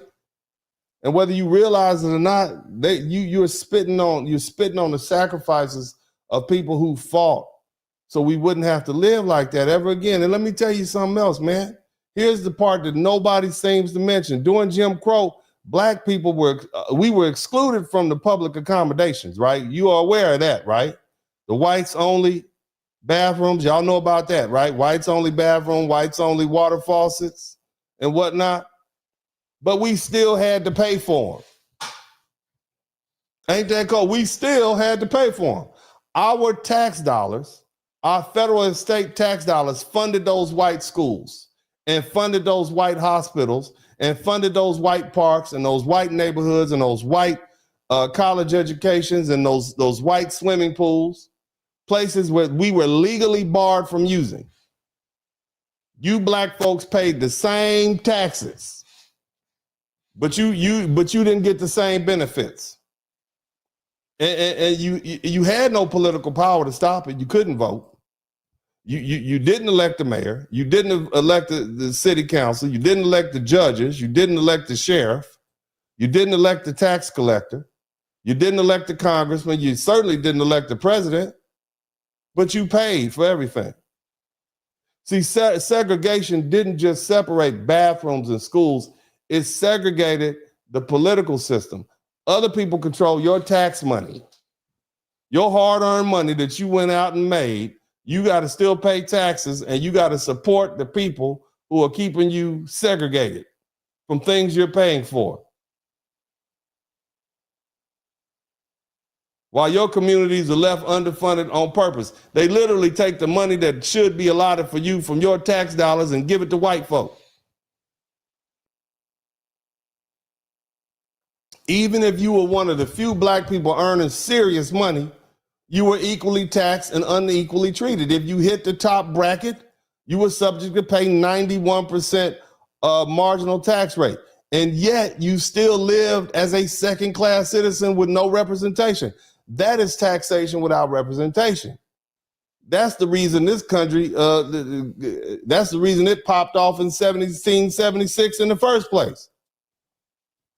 So anyone saying that they want to go back to segregation either doesn't understand it or doesn't respect people who fought. So why would you want to do that again, family?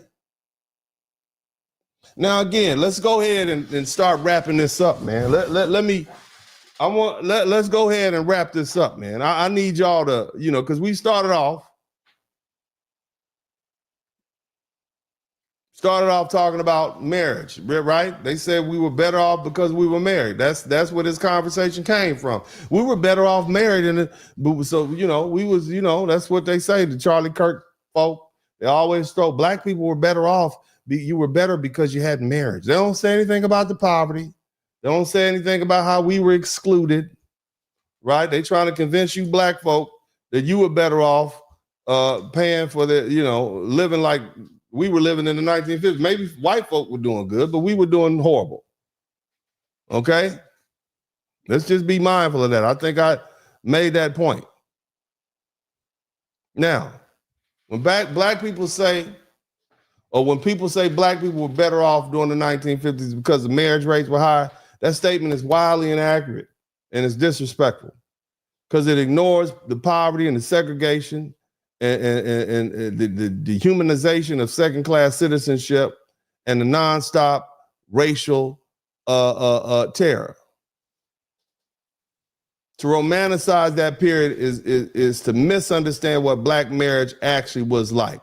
Do y'all know any of these old people? Have y'all met some of these old people? Have y'all heard the stories of the hot grease being thrown on people and the walking marriages and the husbands having families up the street and around the block? Did y'all not know what granddaddy was doing or great granddaddy?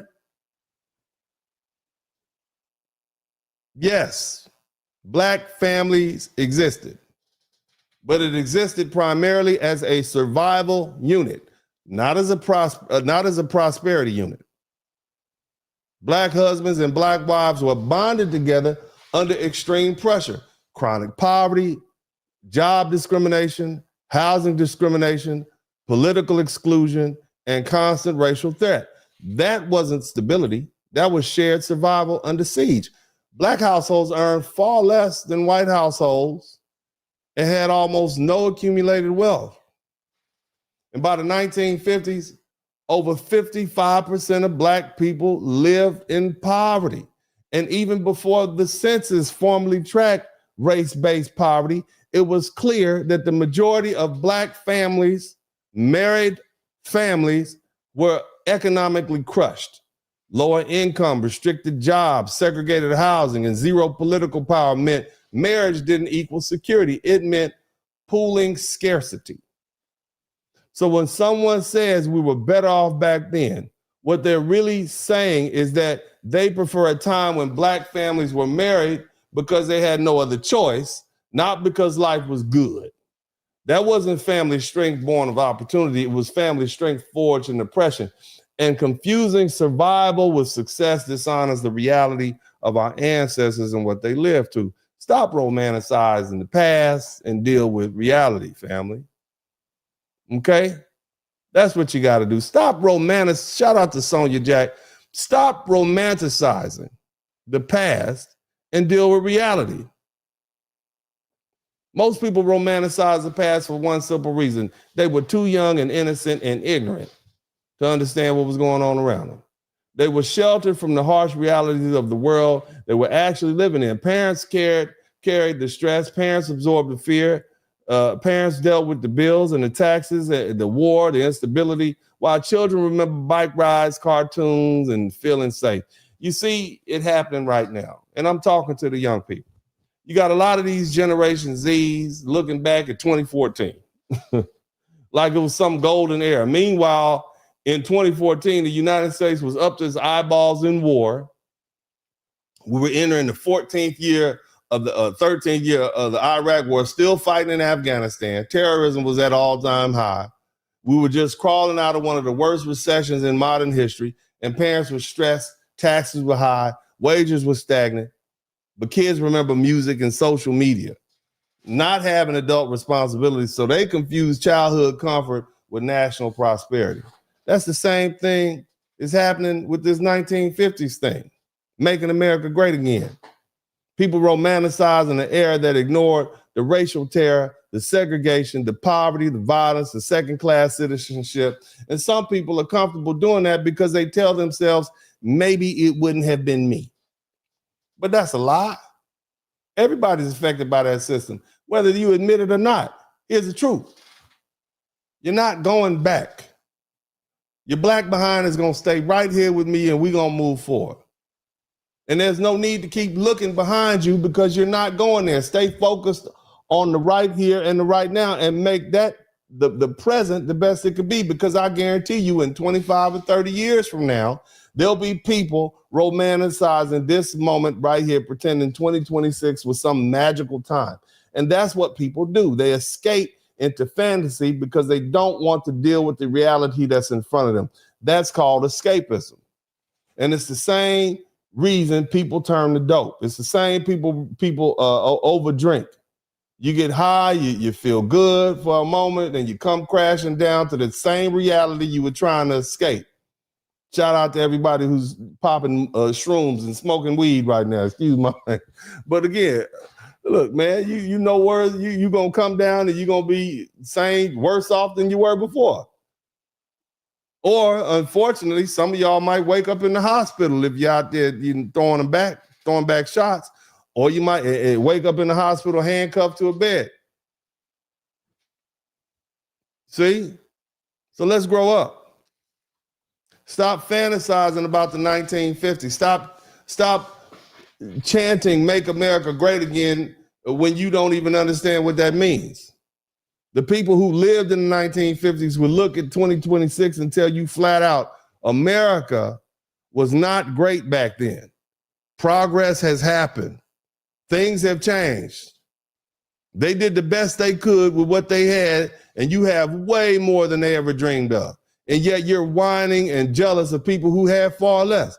The real issue isn't the time period. The truth is, many of you are just unhappy. And no matter what decade you lived in, you wouldn't be satisfied. Because happiness doesn't come from an era or a slogan or nostalgia. It comes from inside. And that means you got to do some inner work. And you need to go do it. I'm going to take the opportunity to read these super chats. We don't have a whole lot. I guess I didn't do a good job teaching y'all anything. I guess y'all knew everything that I was talking about today. So I only got 5 people who learned something. Shout out to the 5 people who learned something. Thank you so much, because I didn't earn but 5 super chats, but I appreciate you all, and I want to thank you all for that. So let me go ahead. Maybe we'll get 1 or 2 more before I finish reading. Let me give a shout out to everybody who contributed to the Cash App first. All right. I want to make sure I do that right now. Let's see who we got. We got 1 Cash App. Jamal Robinson, thank you so much, brother, for the $100. I appreciate you. We got 1 Cash App, and we got 5 super chats. Let's go ahead and read these super chats. Fire for Effect, thank you so much for the $9.99. Dennis Spurling, thank you so much.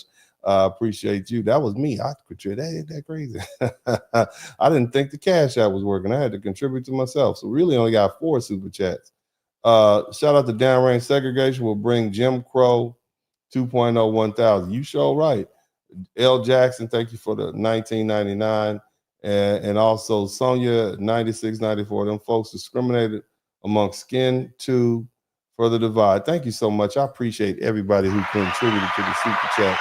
Maybe we'll get some folk on the rebroadcast who learned something and you'll contribute with a super heart or something like that. Or you can hit the Cash App up.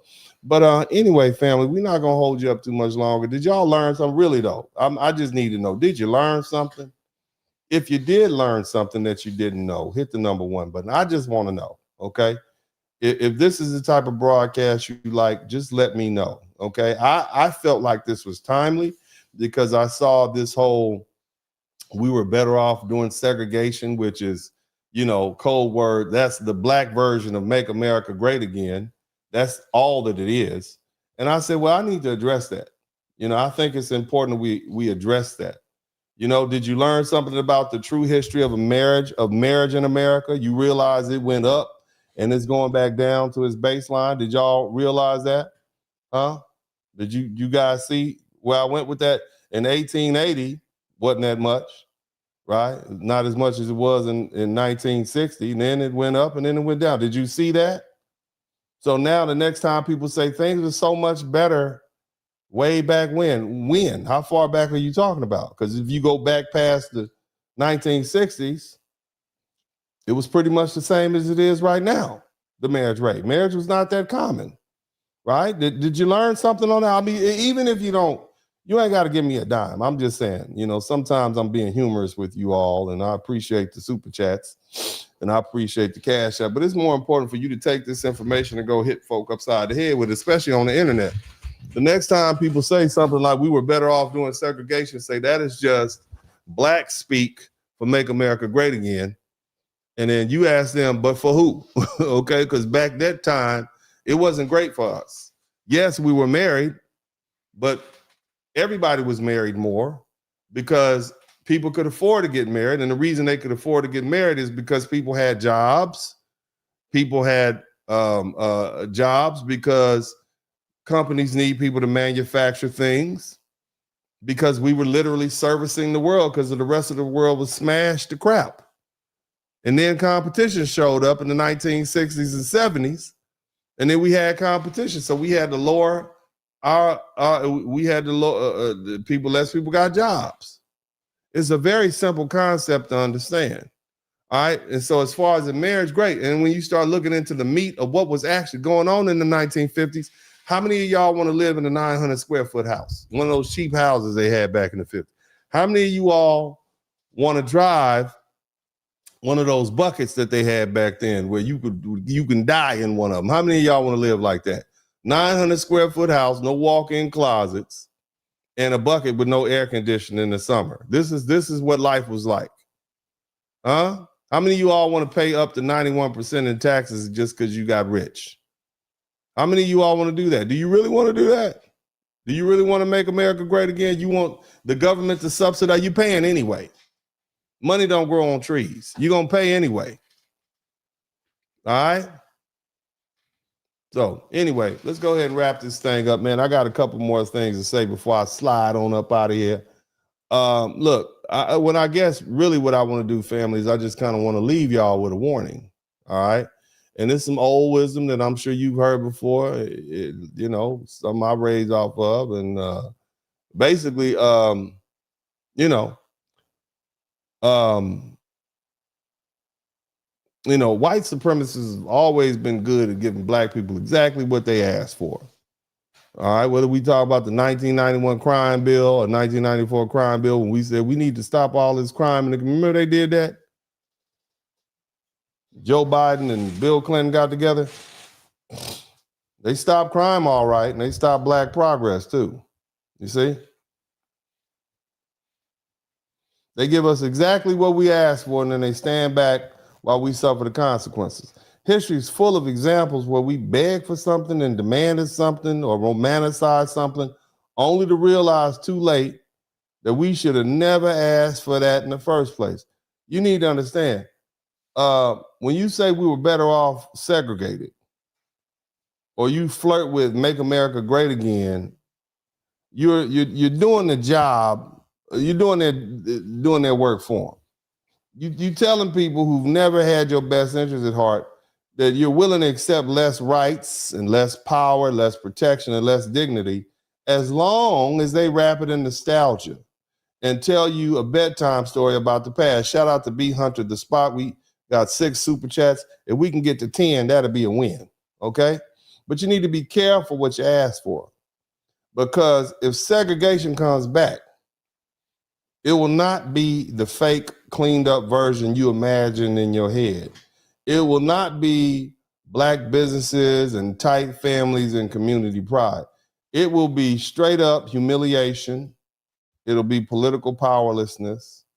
It'll be economic exclusion, which means you can't get a loan, you can't get a home loan, you can't get a car loan, and it'll be straight up police state violence, no recourse.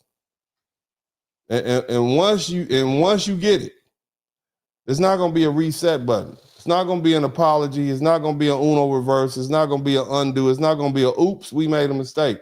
White supremacists don't have to force it on you if you dumb enough to request it yourself. And that's the cold hard truth, man. And some of you are not actually nostalgic. You're just unhappy. You're dissatisfied with your life. You're frustrated with the present.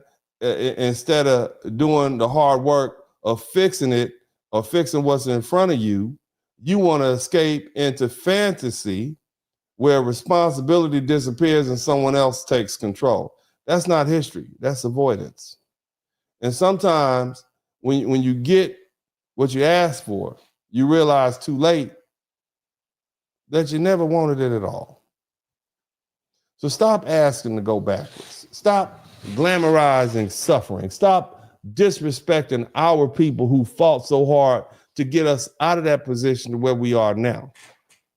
Okay? And most importantly, stop handing your future over to people who've already shown you over and over again exactly what they'll do with it. Now, that being the case, you've been warned. God bless you. I love you all. This is Uncle D, and as I always say at this time, I'm out.